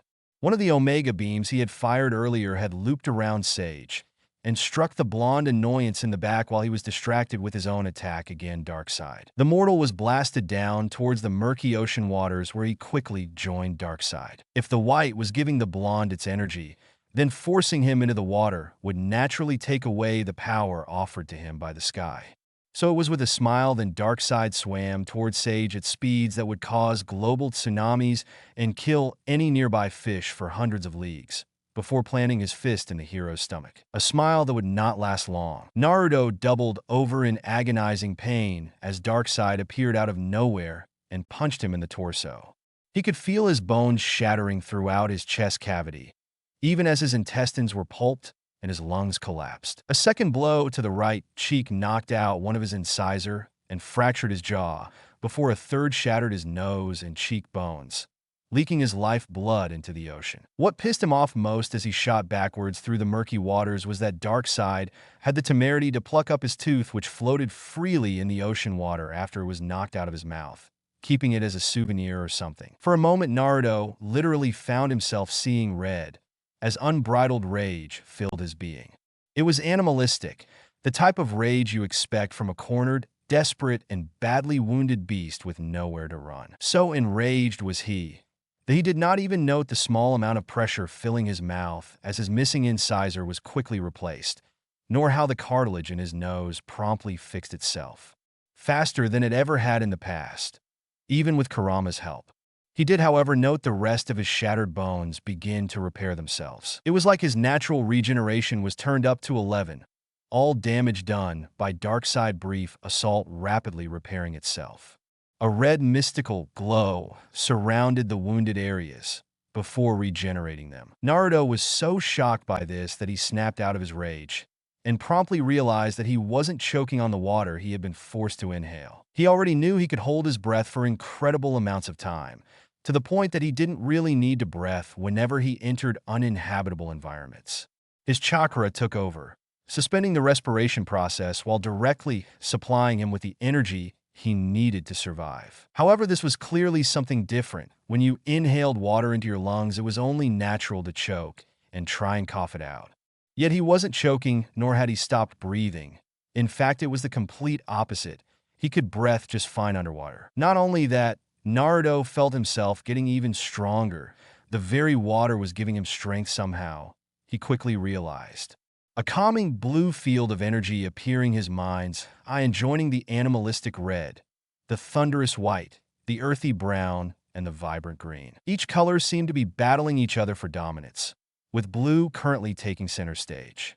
Meanwhile, his chakra and the overly abundant purple-themed natural energy here on Earth that Madame Xanadu had called magic tried to wrestle these other forces into some semblance of balance. In the heat of battle, Naruto hadn't even noticed he had absorbed so much of the different nature energies. With all this natural energy out of balance, it was a miracle he could even use Six-Path Sage Mode, and Naruto really didn't have time to focus on balancing his internal energies either, or his growing migraine. Not with Darkseid right in front of him. The aforementioned tyrant, who had simply stopped his assault to observe him in clear fascination as he healed, decided to finally speak up despite being underwater. "Is that all you have, human?" he asked. Darkseid's very words created a shockwave of power that physically pushed the water away from them for over a mile in every direction. Naruto was quickly forced to activate the flight ability that came with the white, or he would have risked falling to the bedrock of the ocean itself. After the water parted around him and Darkseid. The words were a challenge had used were a challenge. Naruto knew the evil god was merely baiting him to see if he had any more surprises for him. Naruto had thousands, but most were still ineffective against the deity. However, these new powers were covering for his weaknesses, whenever his own natural powers fell short, and more importantly, Darkseid was still weakening. He doubted the new god even realized it, yet due to the sheer amount of power he had at his disposal. That or his arrogance. But he was weakening so long as he remained in Naruto's presence. "Keep it up, you bastard! The longer you delay this, the easier it will be for the others." Naruto thought silently with grimace, before charging in for another attack. Apocalypse, Desaad's lab. The Paramon hives on Earth were ill-equipped to reprocess his flesh. But what pleasure it's been to cut it, again and again, said Apocalypse's chief scientist and torturer in pure glee, as he manipulated the interface for one of his machines, resulting in scalpel-like blades made of hellish red light, begin stabbing and dissecting pieces of the Kryptonian's flesh over and over again. Steppenwolf understood what his colleague was feeling. As new gods, it rubbed them the wrong way that a being like Superman could even exist. A mortal whose power exceeded all of theirs, with the exception of Apocalypse Lord and Master Darkseid. They completely despised Superman for this simple fact. And if it were up to him, Steppenwolf would simply have had the Kryptonian killed. Unfortunately, their lord had decided to turn him into a weapon, to be used in the coming war against Earth 2. A Superman to fight another Superman. Darkseid's idea of joke. Though he didn't like it, Steppenwolf was a loyal servant of Darkseid. Thus he felt it prudent to remind his colleague of their duty, and the rules Darkseid had laid down long ago. Do not acknowledge pleasure Desaad. It is forbidden. The Kryptonian was not brought here for you. He was brought here to become a new breed of soldier, one who will prove vital in the search for the daughter of Darkseid and the fall of the other Earth. Desaad grimaced for a moment, at the reminder of the ancient law of pleasure being forbidden on Apocalypse. Darkseid hated it when anyone showed any form of joy on Apocalypse. Laughter was instant grounds for execution via Omega beams. With sigh, Desaad replied, "Our master will not stop until she is found, Steppenwolf. Then neither shall we." All hail Darkseid. Apocalypse's general spoke, reaffirming his loyalty, while thinking about his master's almost frantic search for his daughter.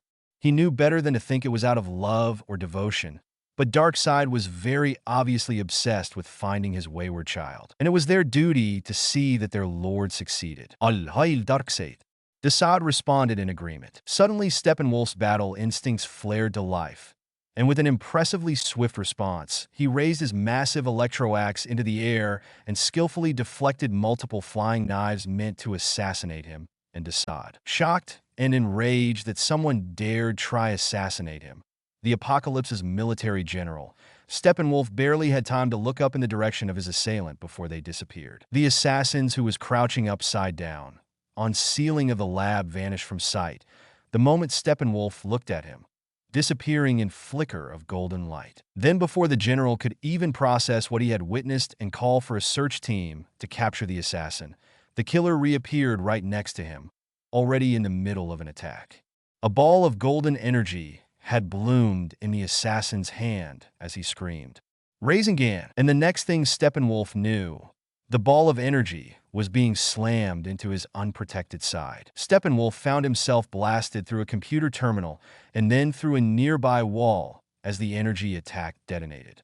By the time he tumbled to a stop, his armor was ruined, with a gaping hole in his side. Meanwhile, his whole body was protesting in agony from the violent assault on his person. Still, like a good soldier, he rolled to his feet and prepared to fight, crouching low with his axe at the ready. He didn't have to wait too long either. Steppenwolf barely managed to bring his weapon in front of him, in time to block a knee to the face with the flat side of his axe, the impact forcing him to take a step back, where he spun on his heel and retaliated with a vicious horizontal swing to behead the fool that had attacked him. Unfortunately, the assassin was very nimble and ducked under the blow, and then sidestepped to follow up a diagonal slash meant to cleave him from his right shoulder to his left hip. To call the assassin fast was an understatement. Worse, yet he was flexible and acrobatic, flowing around Steppenwolf's attacks like water. Steppenwolf had to begrudgingly give him, or her, his respect. Then things began to turn for the worst as a bare-handed punch to the gut forced the air out of his lungs and had him doubling over in pain. An elbow right afterwards slammed into his jaw, knocking a tooth loose while he was bent over. Steppenwolf retaliated with a mule kick to the chest that was calmly sidestepped before the assassin swept his remaining foot out from under him. Steppenwolf quickly found himself the victim of gravity as he crashed into the ground, back first. It was the perfect opportunity for the assassin to go in for the kill, or at least cause more damage to Steppenwolf's being. Not that the Apocalyptan general had any intention of making it easy for the assassin. Instead, the assassin backed off, as if intending to prolong the fight. Steppenwolf found himself feeling suspicious of this, but he was also a military general and unwilling to look a gift horse in the mouth. If the assassin wanted to prolong things and risk Steppenwolf receiving reinforcements, then the general was more than happy to play along. Someone would hear the racket this fight was causing soon and come to investigate. Getting back to his feet with his electro-axe in hand, Steppenwolf took a moment to memorize the assassin's features. He, for the assassin, was definitely male, looked familiar. Clearly a human, based off of the primitive garb that their kind called clothes, and well-built. He had blonde hair, blue eyes, whisker-like marks on each cheek, and a solid figure. Suddenly, a memory of the latest recordings that he had been shown of the invasion on Earth sprung to mind, and he recalled where he had seen this creature. This was one of the defenders of Earth that had been fighting against Darkseid. It explained why his attacks and strength was so high for a human. Pushing all other thoughts, save those of the battle before him, to the side, Steppenwolf charged with a roar before raising his axe high and swinging down. The assassin sidestepped and snapped a kick into Steppenwolf's side, but the general luckily blocked it with his forearm. Unfortunately, there was enough force behind the blow to send him skidding on his feet sideways. Steppenwolf had barely stopped his backwards movement before the assassin was on him. It was out of pure reflexes that he swung his axe at the assassin's neck. Unfortunately, to his amazement and horror, the assassin caught the handle of the blade and held it perfectly still, before saying in a tone of mockery, "It seems you are not quite up to Darkseid's level of power. He's pretty strong, you're a poor joke." When the kick came, there was no way to block, and Steppenwolf found his body blasted backwards, where he bounced and rolled across the harsh, apocalyptic terrain before coming to a stop. Everything hurt, and though it wasn't quite as bad as the few times he had had the misfortune of being disciplined by Darkseid or bearing the brunt of Kalbak's wrath, the pain of having his ribs shattered was still pretty agonizing. So much so that he had even let go of his trusted electroaxe, which was resting firmly in the hands of the assassin, who, after following him, now stood a few meters away, clearly waiting for Steppenwolf to get back on his feet. Finally, after rising to his feet, Steppenwolf asked in a wary voice, "Who are you, assassin?" This seemed to get a smirk out of his blonde assailant, who replied while twirling the massive axe in his hands as if it was as light as a feather. "Wrong question? What you should really be asking is whether you can get past me before my friends finish tearing the answers we want out of you, buddy, with the messed up face back there." "Desaad!"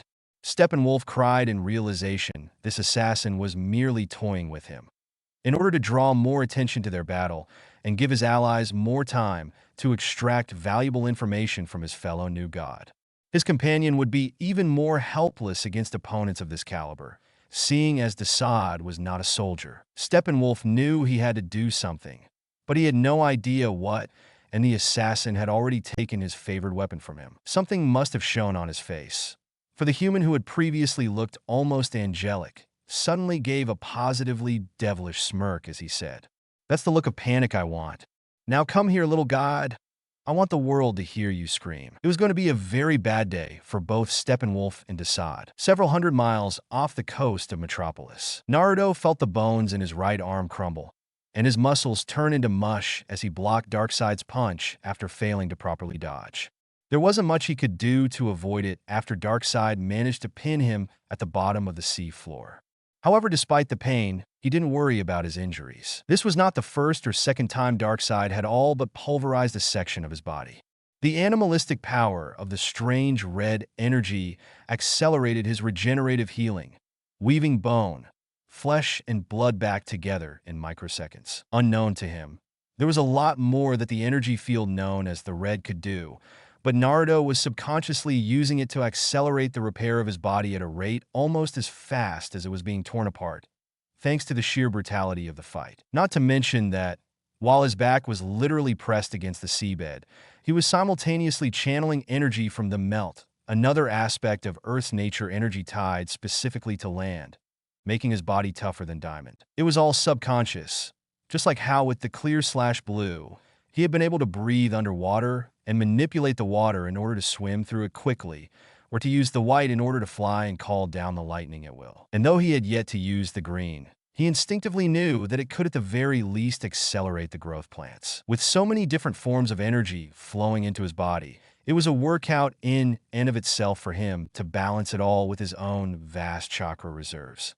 Unfortunately, up to this point Naruto hadn't succeeded at all, and as a result Darkseid had given him a thrashing. His body was barely keeping up with the speed at which the new god had been tearing him apart.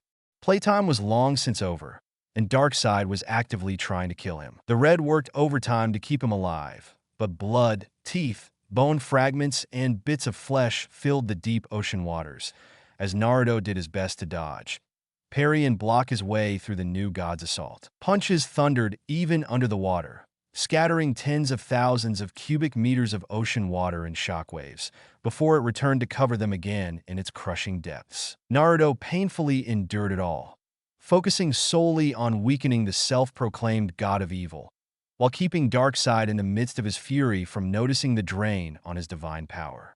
And then it happened. Perhaps it was one punch too many to the noggin.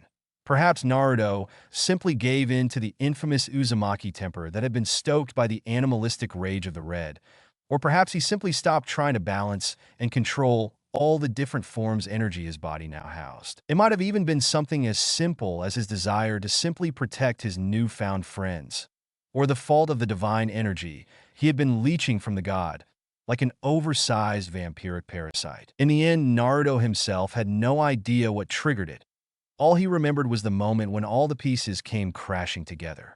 A sinking feeling in the depths of his gut, as all the energies within him, including everything he had absorbed from Darkseid, threatened to crush his very soul and drag him over the precipice. Instead, at that moment when he felt all was lost, it all just clicked into place like the clockwork of a sophisticated timepiece, and something new was born within him. The world seemed to grow deathly still, waiting in anticipation of what was about to occur as time seemed to all but stop. Then the water surrounding his form exploded off of him with enough force to free himself of Darkseid, his power lashing out with the brilliance and violence of a new star being born, forcing everything in a 5-kilometer radius to simply evaporate, save for Darkseid. Above the god and godkiller's head, a truly colossal lightning storm began to form, and beneath their feet a new sea was birthed, one made of molten lava. It was an oddly picturesque scene, as Darkseid and Naruto hovered in the air face to face,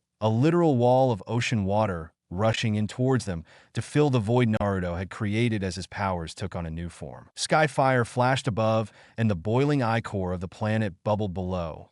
The incoming waves churned and gale-force winds roared their reply, yet the two divine beings said nothing. For just a moment there was peace between the two, but it would not meant to last. This was just the eye of the storm after all. Darkseid raised his hand, literally at the speed of light, to intercept the punch when the fight suddenly resumed. The force of impact so overwhelming that he was actually forced back, and the lava-like seabed below them exploded into an enormously deep crater. Before the god could retaliate, Naruto delivered a kick to his chin using hard fist taijutsu techniques Madogai himself had drilled into him with the help of Rock Lee during the war. Darkseid shot up into the atmosphere, with Naruto hot on his heels. Naruto's arms moved in a series of extremely precise, rapid-fire punches as he unleashed Gai Sensei's favored Morning Peacock technique. Or rather, he utilized the principle behind it to make something new and even more devastating in this situation. Morning Peacock, Daytime Tiger, and Evening Elephant all had the same underlying principle, in that the techniques were basically just a punch. A super fast, super precise punch. Morning Peacock was a series of punches at low hypersonic speeds that ignited the atmosphere, generating and accelerating balls of plasma at a target in the form of fireballs. What made it crazy was the fact that it was just a bunch of very precise punches, without any chakra in them. Daytime Tiger was an even faster punch, but instead of igniting the air in fireballs, it was a wide area attack that somehow displaced a massive amount of air and crushed the enemy with pure pressure exerted on everything in its area of effect. Evening Elephant was simply a super refined version of Daytime Tiger, focusing and concentrating all that displaced air and pressure on a very narrow target area, again without igniting the atmosphere. Madogai had demonstrated all three techniques during the war and explained the theory behind the first two to him in detail from his wheelchair during Naruto's training against Madara. Naruto had never mastered these techniques, not like Rock Lee, who was being trained to inherit all of Madogai's knowledge. But then he had never really had to. Naruto already had physical strength that was a match for the Jubi Jinchuriki, and his speed exceeded anything the 8 gates could grant him aside from if he used the Gate of Death. And even then Naruto was faster. No, it was the sheer precision and mastery of the taijutsu techniques themselves which Guy passed on to him, allowing him to use the full potential of his speed, strength, and durability. That said, Naruto had still picked up things here and there, and he was well known for using his creativity to apply them in his battle strategies. Something he did right here, drawing power from the thunderstorm and the sky around them. Naruto let the blue-white lightning from the energy field that was the white coated his arms with its luminous brilliance as he threw the first punch. The lightning shooting forth like a giant lance, reminding Naruto of Sasuke's Chidori spear in many ways, only much bigger and thicker, as it struck with a deafening thunderclap. His left arm repeated the punch motion, accelerating and guiding the exotic nature energy of the white towards his target once more. Then he did it again and again and again and again until hundreds of spears of lightning slammed into Darkseid repeatedly. Darkseid didn't just take it lying down, however. The new god's arms lit up with the Omega effect as he used his power to swat aside the assault on his person, his eyes lightening up with crimson fury as he fired a full-powered blast at Naruto that would have killed any new god with ease, fully intending to finish Naruto there and then. Once again, to his shock and utter disbelief, Naruto did the unpredictable and quite frankly impossible. Stopping his lightning-style version of Morning Peacock, the former Jinchuriki raised his right arm, with the yang symbol on his palm glowing as it faced the incoming attack. Despite the random pattern in which Omega beams attacked, they completely failed to curve around Naruto's outstretched palm and were absorbed directly into the God Killer mark, much to Darkseid's chagrin.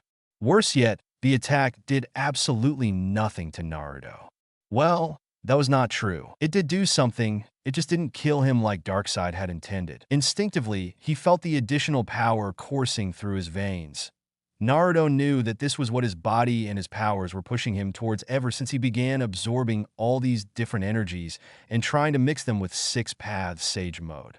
No doubt they were part of the modifications his boss had made to his physique. He could literally feel the slot that represented the next stage of his Six Paths Sage Mode powers, and he eagerly reached for it. Naruto's whole form morphed as his skin darkened to a heavy tan, while his golden locks and eyes turned a pure, glowing white. His Six Paths Sage Mode chakra cloak inverted, the gold of his chakra cloak turning pitch black and the black ceiling symbols all across it, turning a burnished gold. The six Magatama on his collar each gained distinct colors: red, green, white, blue, brown, and purple. The first five representing the red, the green, the white, the clear/blue, and the melt, while the last color represented magic. All the while an aura-white, transparent flame surrounded his being. Why that overachieving, glorious blonde bastard? I knew he was something special, but damn if he's trying his level best to make a liar out of me.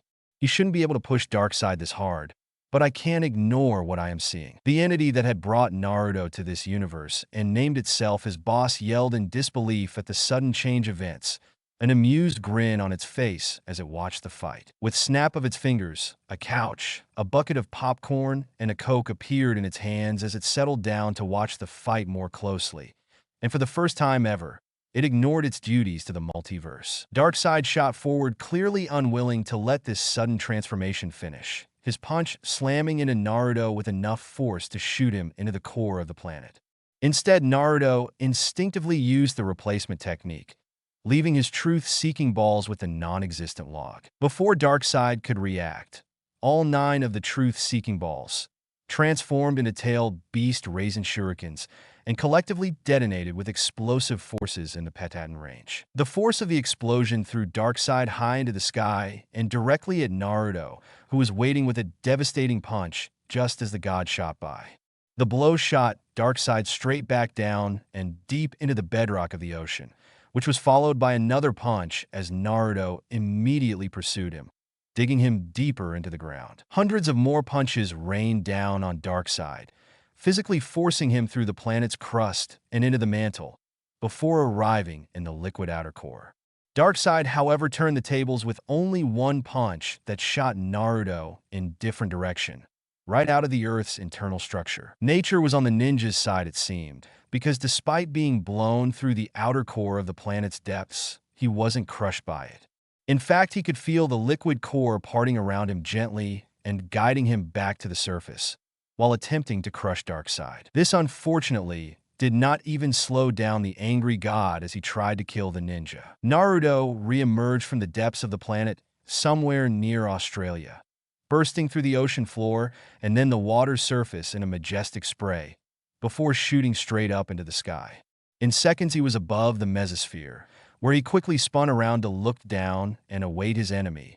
He had something special for Darkseid, gathering his chakra and concentrating it together between the palms of his hands, not in the form of a tailed beast ball, but something even more powerful. He had seen Hagoromo, Madara, Obito, and Kagaya all use them in different ways, each a piece of the puzzle, and he had the exact same power, so he knew he could do it. But this was the first time he was actually attempting it, the creation of Truth-Seeking Ball. A new pitch-black sphere formed in between his hands, taking a colossal amount of chakra just to form one, after having lost his original 9. However, this was not meant to be any ordinary Truth-Seeking Ball. No, he was also channeling magic, the blue, the green, the red, the white, and the melt into it. Already the ball shifted from its traditional black color to a pure white. With an exertion of his will upon the newly formed Truth-Seeking Ball, it shifted its form into a blade that had once been wielded by the sage of the Six Paths himself. Naruto admired the familiar double helix pattern of the Nenoboku no Ken as it formed in his hands, a sword that was said to have been used to reshape his world in the past, and a desperate last gambit by Naruto to weaken Darkseid enough to finish his mission. Unfortunately, he could not do that with the sword as it currently was for it was merely the length of a normal katana. It needed to be bigger, stronger, more destructive, and more like its counterpart in legend. As Naruto thought of these things, Darkseid appeared in his sensory range, closing the distance between them in the blink of an eye. But the blink of an eye was far too slow for the god to stop Naruto's retaliation, especially with the planet itself doing everything in its power to slow him down. By the time the chief god of Apocalypse realized what was happening, it was already far too late for him. Naruto raised the blade above his head and with a mighty roar of exertion, swung it down at Darkseid.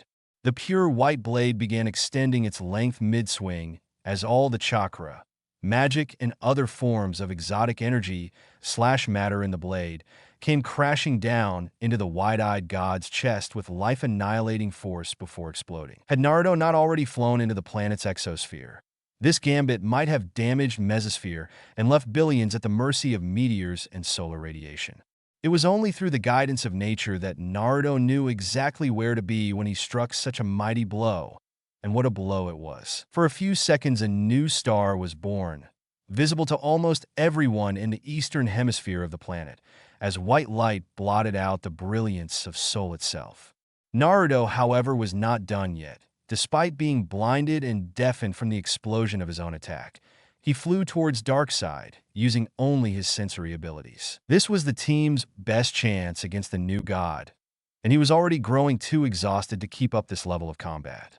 He could already feel his enhanced six-path sage mode slipping from his grasp as his hair and eyes turned back to gold, his skin lightened to its normal peach, and his cloak reverted back to its normal form. Grabbing Darkseid by the shoulder, Naruto teleported them to a flying Thunder God marker in Metropolis where they crashed into ground in an undignified heap. Both of them getting to their feet almost as soon as they hit the ground.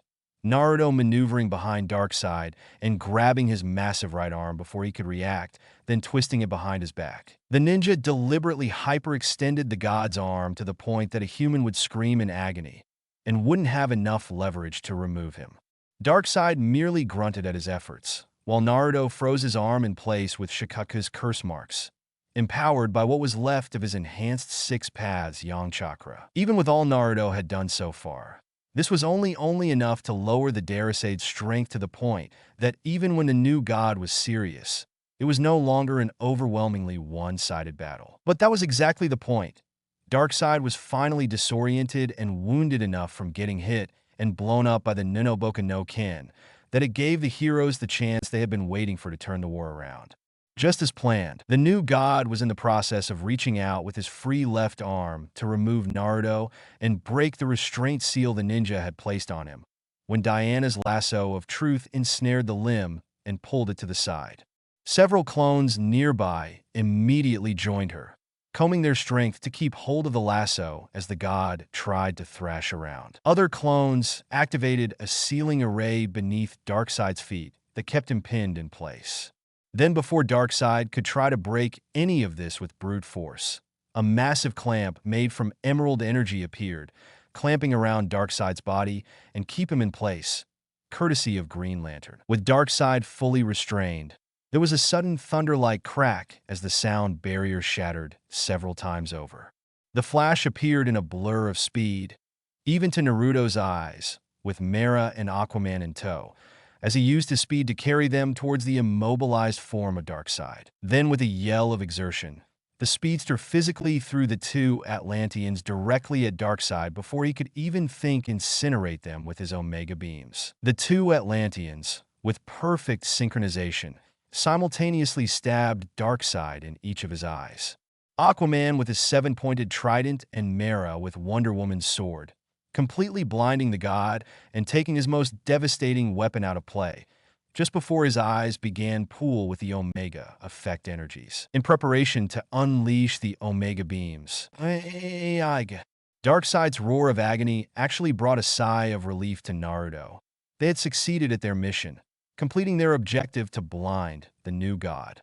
Naruto could barely believe how much he had done and put up with in order to get Darkseid to this exact moment. Turning to his teammates, he teased, "It's about time you slackers came to my rescue. I can't be expected to tame this monster on my own. Now can I?" There was no disguising the happiness in his tone at seeing them again. The plan had been simple, but he had severely underestimated how hard it would be to execute it. Flashback. How are you even alive? Green Lantern asked, shocked at the sight of Naruto standing there healthy and completely whole. Turning to his buddy the Flash, the space cop repeated the question. How the hell is this guy even alive, let alone walking berry? Darkseid literally cooked his goose. For a moment, the Scarlet Speedster tried to come up with a scientific explanation before simply shrugging and saying, "Aya, Nokuro." They had all seen Naruto laying on the ground, dead or near enough that it didn't really matter. And yet here he was standing before them completely healed. The ninja in question merely smirked when everyone except Mera and Diana turned to him with a questioning look. Shrugging, he said, I guess I got really good regeneration. Though it was pretty obvious that no one really bought his excuse, nevertheless they dropped the matter. Rising off of a piece of debris that he had been sitting, Aquaman pushed his way past the Flash and said, Forget about that. What I want to know is how Mera is even walking around. The last time I saw her, her right leg shared a resemblance with a barnacle. Mera scowled at his less than flattering description of her formerly wounded limb, before replying in an icy tone.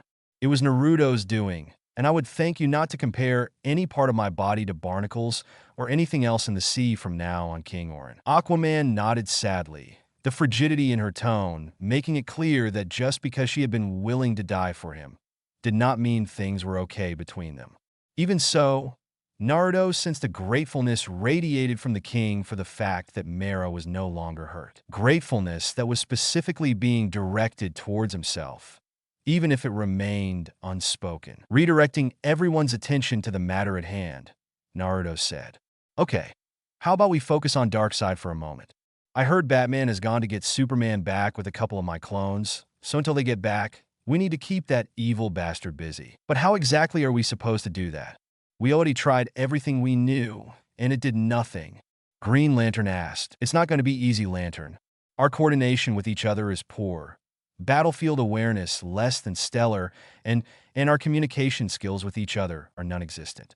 These are all weaknesses Darkseid can and has exploited. During our last assault on him, we got in each other's way far too often, and on top of that, Darkseid is stronger and more durable than any of us. Naruto replied before framing his chin with his index finger and thumb. None of this is something we can really fix. Our team is far too new for us to do so in just a few hours. The only thing we can do to mitigate this weakness is to follow a plan and hope for the best. No plan survives contact with the enemy, Victor said, having learned that from playing American football. Naruto nodded and said, True, which is why this will be a very flexible plan. Do you have something in mind? Diana asked. Nodding, he replied, We can start by having Flash keep a lookout for us. If anyone seems to be in trouble, he can get in and get them out before Darkseid has a chance to drop them. Like that. Naruto snapped his fingers for emphasis, before turning to the speedster and adding, That is of course if you are up for it. Flash stepped forward and said, I've always been better at saving people than fighting anyway. Good. And I can help teach you to fight after we survive this. Naruto said with a smile before continuing, With you as a safety net, things will be easier for the rest of us. That said, we first have to weaken him before you engage him in close combat, and for that I will need to bring the fireworks. You will need to be standing clear of me and Darkseid when I start rearranging the geographical landscape. Does that mean? Green Lantern asked with a grin. Mirroring it, Naruto replied, Yes, I am back up to full power now. I can use my chakra freely again, and that allows me to do a lot more than I have previously shown, including this. Naruto said as he flared his chakra to life and entered Six Paths Sage mode. Now bump fists with me, so I can gift you with my greatest weapon. A grin spreading across his face as he extended his hands to his teammates. For all of 3 seconds, the guys in the team hesitated, before Wonder Woman giggled in amusement and said, The so-called courage of men finally shows its true nature. Both Mera and I went through this process unharmed and without fear. Guys, I think the Greek warrior princess just called us chickens. Flash said in exasperation before stepping forward and raising his own fist to give Naruto a fist bump. Aquaman immediately followed, raising his own fist to bump Naruto's left fist at the same time as the Flash, his pride having been slightly wounded by Wonder Woman's comet. Meanwhile, behind them, Victor Stone and Green Lantern silently watched. None of the guys really expected much to happen, and so were caught off guard when golden orange chakra exploded from out of the Speedster and King of Atlantis, immediately wrapping around their forms in a transparent chakra cloak. "What is this?" Aquaman asked in awe of the power coursing through his body. He could feel the range of his power over the sea increase by several orders of magnitude, even without his trident as a focus. The oceans felt like they were all his to command at will. Naruto smirked and replied, "That is my chakra, the source of my power." And for those of you who weren't here for the explanation earlier, the simple and short version of the story is that it's weaponized life force. Truthfully, it's far more complicated than just that. It's an energy field generated by life that straddles the line between science and mysticism. Not that any of that is important right now. All you need to know is that I can use it to enhance you and possibly your own powers. "He's right," the Flash exclaimed in awe. "The Speed Force grants me enhanced regeneration, heightened perception and reflexes, durability, and above all speed, but I've never been this powerful. It's like my whole body has been modified to be able to use more of the Speed Force." Well, don't get too attached to the chakra cloak. It's a temporary upgrade at best, and by tomorrow it will have cleared your system unless it unlocks something already inside of you, Naruto said, remembering how Diana's lightning powers had been unlocked. He also believed that something had been altered within Mera, but so far she had shown no sign of it all. Well, that explains why I feel like I can currently juggle mountains. As an Atlantean of royal blood, I am stronger than the average Atlantean by a lot, but certainly not this strong. "In the ocean," Aquaman said while flexing his fingers, even as his eyes held a faint glow and he looked towards the ocean. Mera snapped her head towards the King of Atlantis, at his odd comment, asking, "What about the ocean? I can sense all the life within the ocean, in every ocean on the planet, all at the same time," the king said, sounding genuinely dazed. When everyone looked at Naruto in shock, he simply nodded and said, "My chakra will heal you, increase your strength and durability, as well as act like a force field around you. However, it primarily augments what you already have in you. In a ninja, that would be their chakra techniques, but in all of you it seems that it boosts your natural powers instead." Everyone nodded at the explanation, as Flash said, "This will definitely give us an edge against Darkseid." Turning to Victor Stone, Naruto asked, "What about you? Aren't you going to try it?" "I'm a cyborg," Victor responded with shrug. "If your chakra is life energy or whatever, how will it even work with me? I'm mostly made of metal anyway. Who knows, but you might as well give it a try and see what happens," Naruto said, offering his hand in a fist bump gesture. The human side of Victor's face frowned at the reply for a moment before.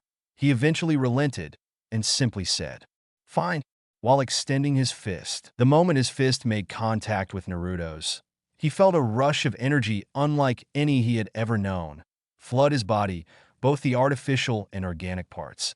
And then a computerized voice spoke up in his mind. "Unidentified energy detected. Processing. Processing. Processing. Upgrade available. Do you want to make modifications to existing firmware?" This was alarming. Victor had already gone through one major change to his body when he became a cyborg, that very night.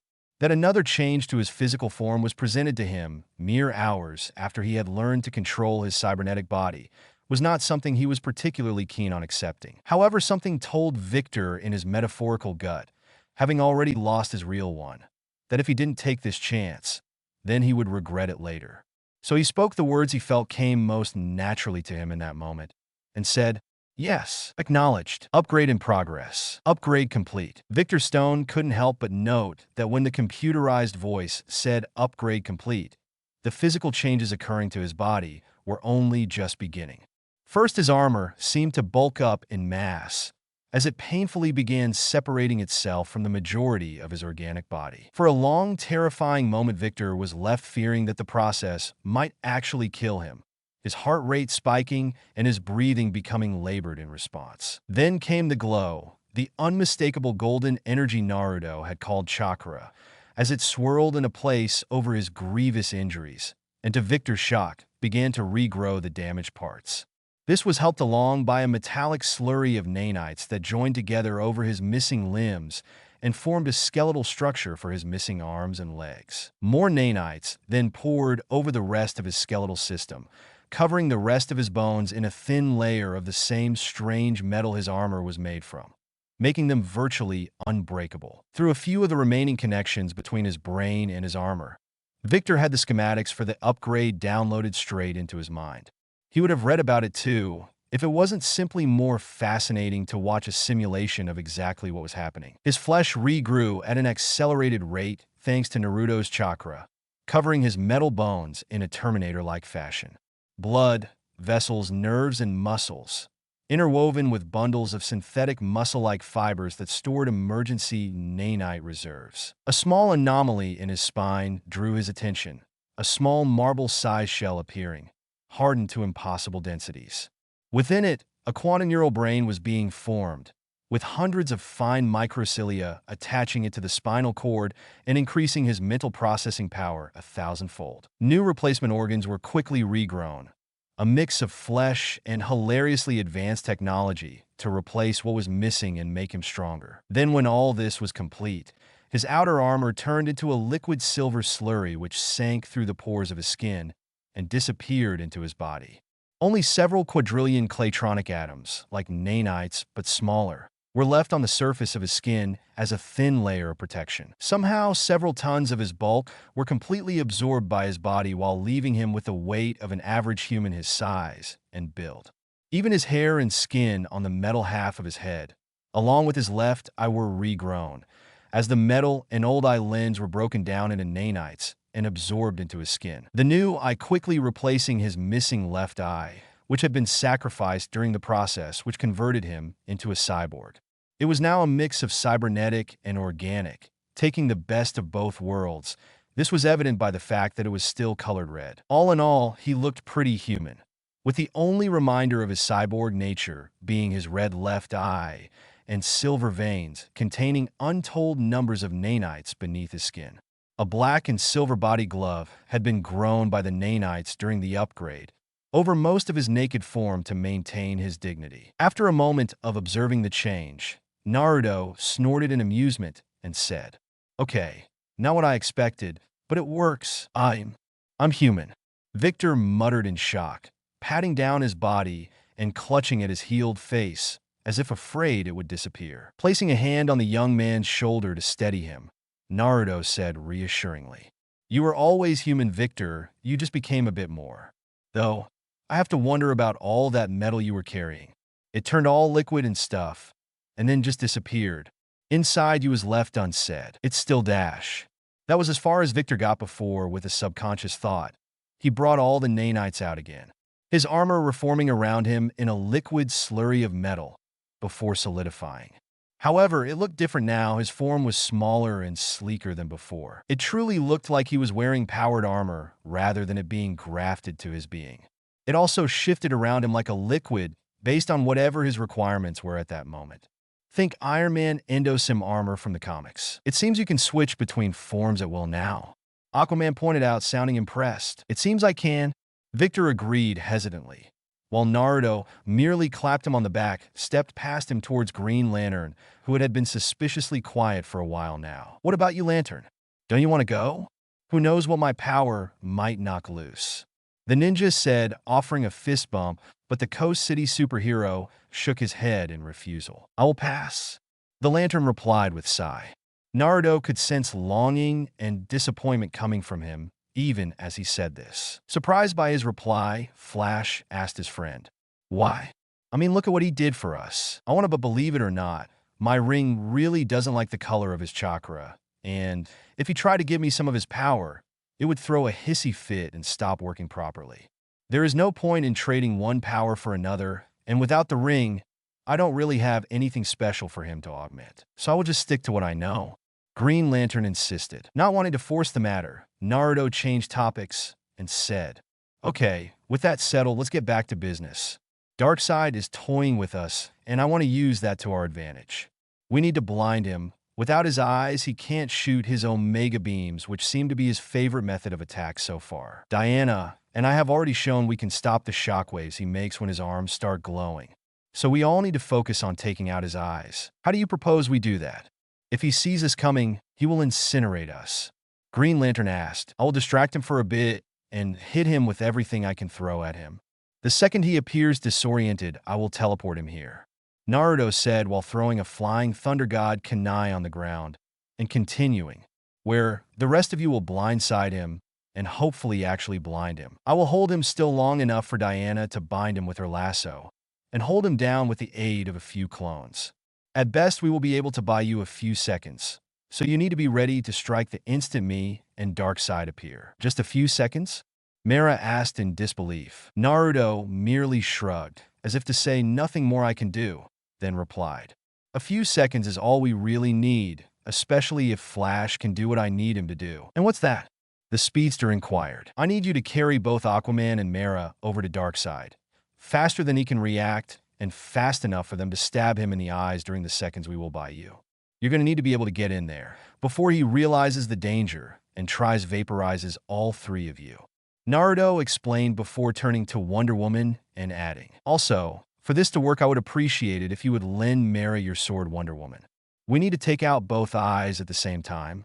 I would have asked you to be the one to stab Darkseid yourself, but quite frankly I need your strength to help hold him down. I don't mind.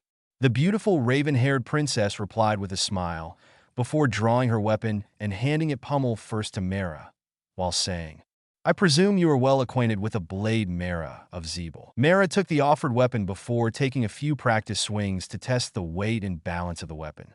Smirking in satisfaction, she replied to the Amazon princess, Indeed I am, and must say that this is a magnificent blade, Diana of Themyscira. However, not much knowledge is required to simply stab someone in the eye, even if that someone is a god. Too true.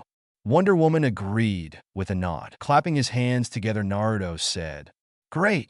Mera and Aquaman, pick out which eyeballs you are going stab.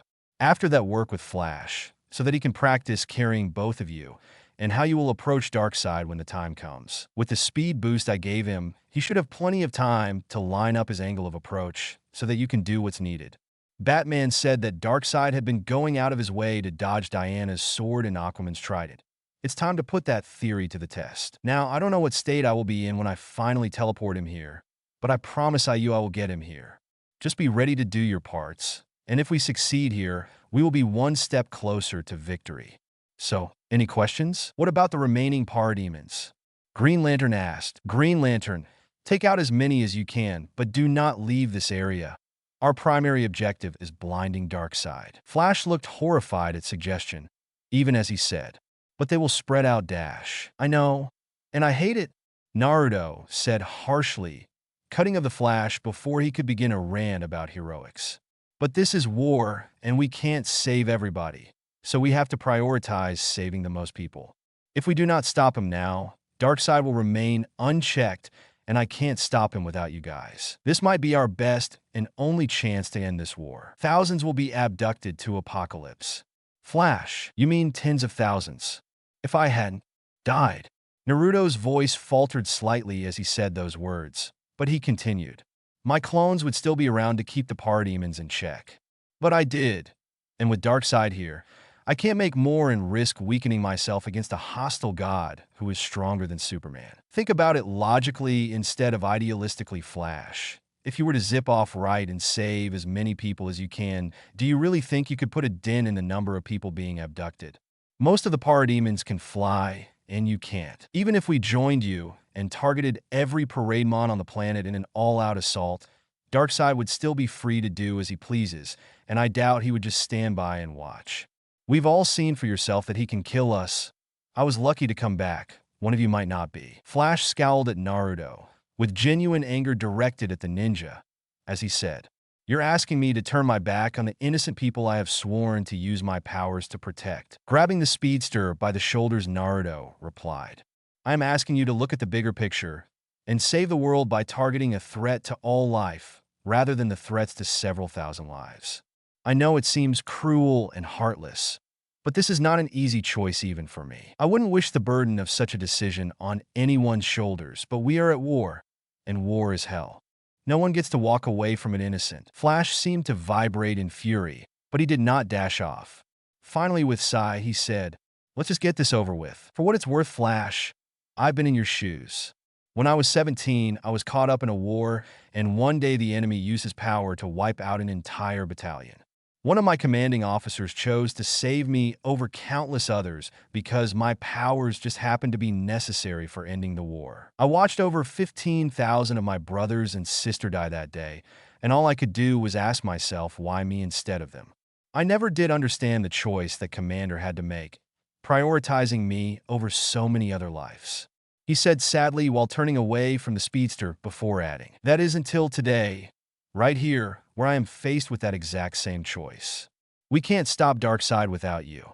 And if he isn't stopped, this invasion doesn't end." There was a tension in the atmosphere as everyone processed what Naruto had just said and what he asking them to do.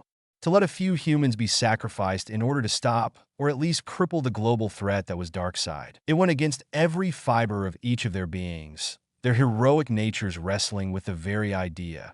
But they all understood that stopping a few parademons instead of crippling Darkseid would be an even greater betrayal of their oaths to protect humanity. I think I speak for all us when I say, we will do what needs to be done, Green Lantern said after a moment, the others quietly nodding in confirmation. Naruto sighed in relief as he said, "Good.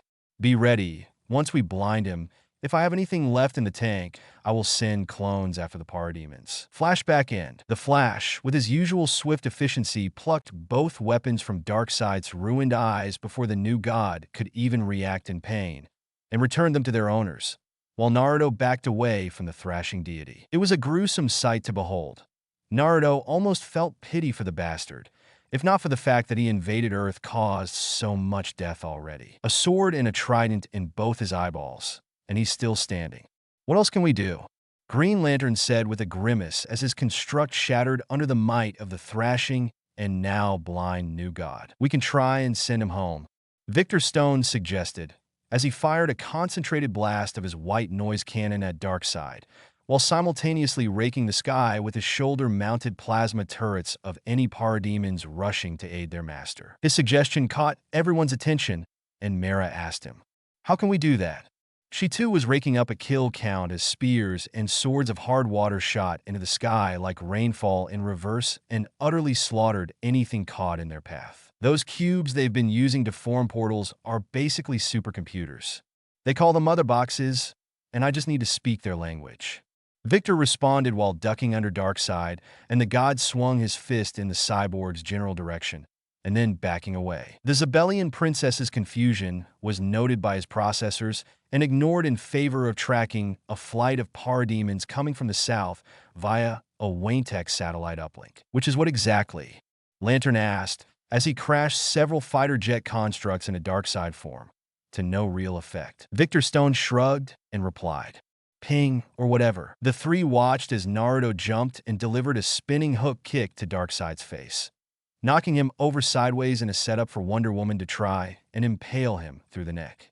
Darkseid somehow sensed what was about to happen and grabbed the sword his bare hands before, punching the Amazon away. The blade still drew blood, which was in everyone's opinion progress. With a grunt of exertion, Cyborg focused on the mother box, which was still integrated with his body and responsible for keeping most of his armored mass stored away in a microdimension. He then focused on all the other mother boxes in the city and around the world. Once connected, he forced hundreds of boom tubes to suddenly open, not just in Metropolis but across the planet. Most of them quickly began sucking any nearby parademons into them, as if they were trapped in a gravity well, leaving the Earth clear of their presence. One even opened up behind Darkseid, to ferry him back to his homeworld. Yet despite being blinded and attacked by numerous heroes, he completely resisted the gravitational pull of the portal. "Kid, whatever you're doing, keep it up," Green Lantern said with an excited grin as he noted what few Parademon were around, getting sucked up by the portals. "I can't do this for very long. I can see Batman, Superman, and thousands of civilians who were taken. They saved them, and they are coming through one of the portals on the outskirts of Metropolis," Victor said with excitement, tinging his own voice at the fact that the tide was finally turning. Turning to Naruto, who had leaped back from one of Darkseid's attacks, he said, "Sage, Batman needs your clones to help on the other side of the portal. He has civilians coming through a portal on the edge of the city, and while I managed to get rid of all parademons on Earth, I am sure you understand where I sent them. Roger that. Naruto replied, blocking a backhand that sent him flying backwards, all the while crossing his fingers and yelling, Diana, take over for a minute. Mass shadow clone technique. Hundreds of clones phased into reality around him.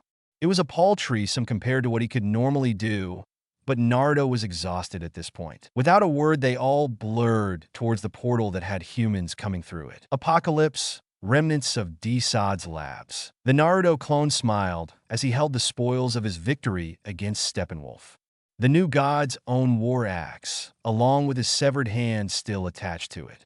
The new god had only escaped death when he fell through a portal, much to the clone's annoyance. Steppenwolf was nowhere near Darkseid's level of power and durability, so he was far easier to handle, despite Naruto being a mere clone.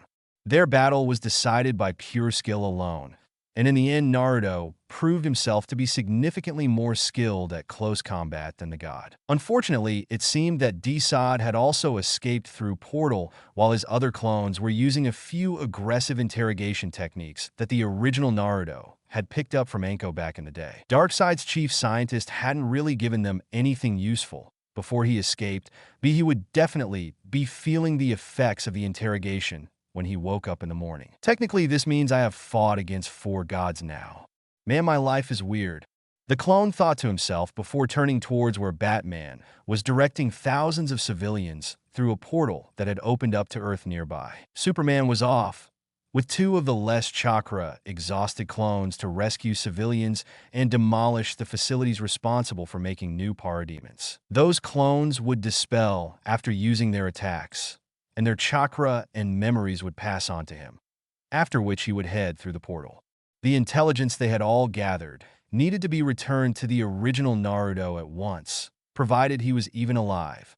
But he has to be, or I wouldn't be here. Frowning as the parademons, which had been forcefully returned to Apocalypse, suddenly began to gather in order to charge the escaping humans, the clone prepared to intervene.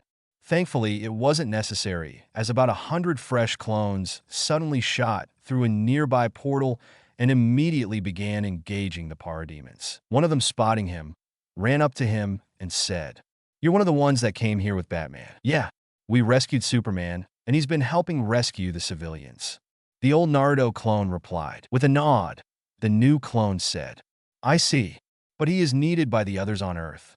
The original used up most of his remaining reserves to create us in order to relieve and help with protecting the civilians. We need to get in contact with Superman." There was sound like thunder as the air rippled and cracked, to which the older clone said, "No need. I think he heard you, right? Super hearing." The younger clone then looked at the war axe and the arm still attached to it before saying, "I take it you had some fun." "Meh, for a god. The guy who owned this axe wasn't that tough," the older clone said with shrug before picking up the weapon and limb, then sealing it away in a scroll. "I better get this back to the original on Earth. I'm sure you guys will enjoy blowing chunks of this shitty planet up." Of course, Darkseid's invasion wrecked lots of cities on Earth.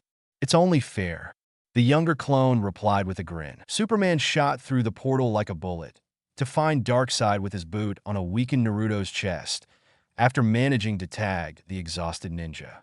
The blind god was in the midst of fending of the other heroes who were attacking when the godlike alien slammed into Darkseid, freeing Naruto. Though he could not see, Darkseid retaliated with a punch, but Superman caught it and stopped it cold, matching and exceeding the new god's weakened strength.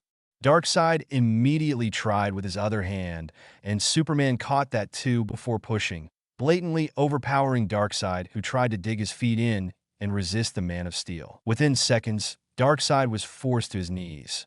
Meanwhile, Superman's eyes lit up with solar fury, and he deliberately began cauterizing the new god's eyes, further damaging them. Grayag! Superman ignored his screams of pain and backhanded Darkseid away, sending him flying through the smoking remnants of several buildings Metropolis's new Troy district. Speeding past the god as he was in mid-flight, Superman punched him right back the way he came, where he slammed in the midst of the heroes, after making several more holes in the ruined buildings of the Kryptonians' home city. Darkseid rose to his feet quickly, sensing he was surrounded, and moved to punch the nearest person, Green Lantern.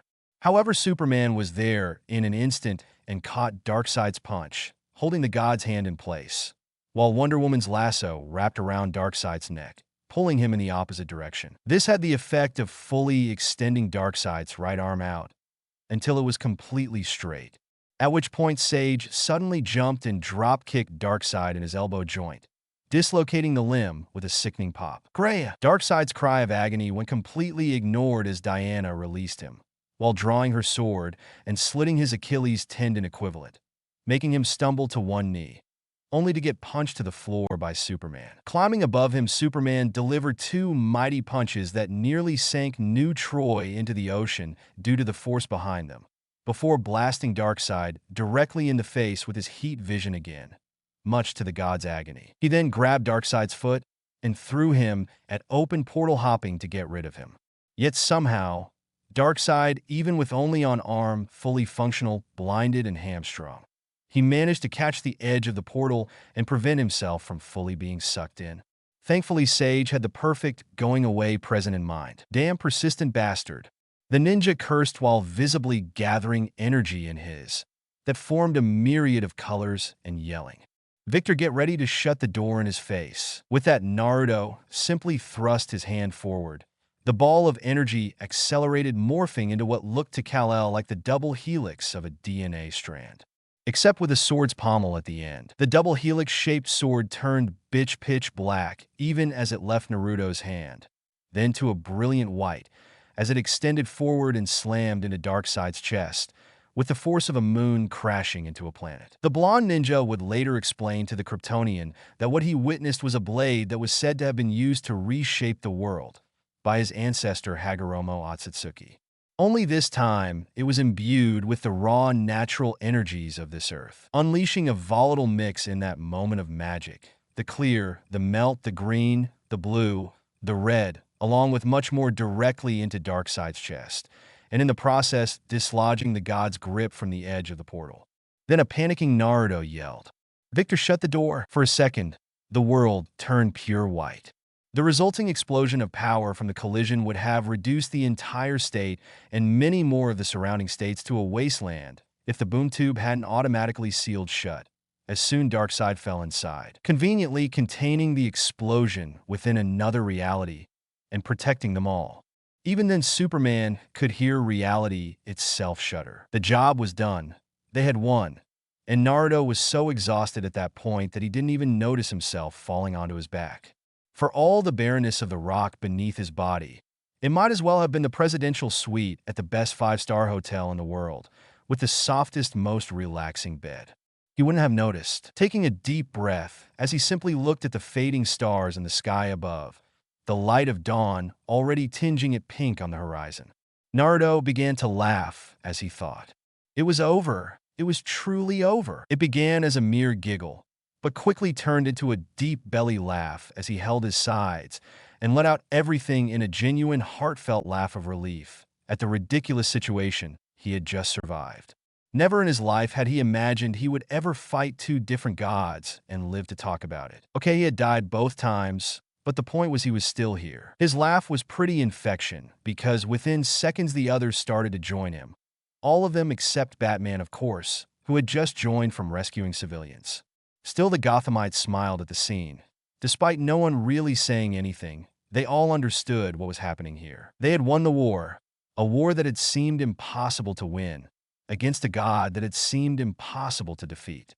The situation seemed so ridiculous, and yet they had done it, and without any casualties on their team.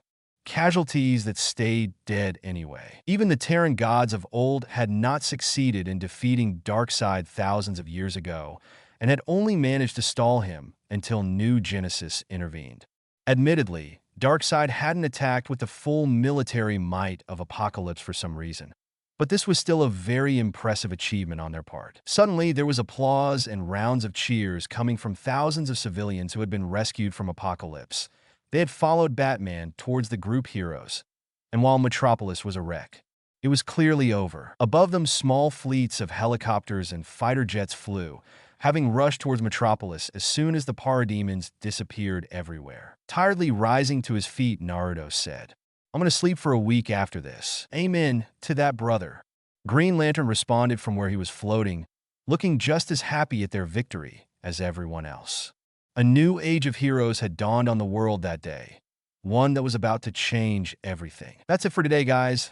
I hope you all enjoyed this video. If you do, please leave a like, share, and subscribe. And don't forget to check out author of this story. Thanks for watching. Take care.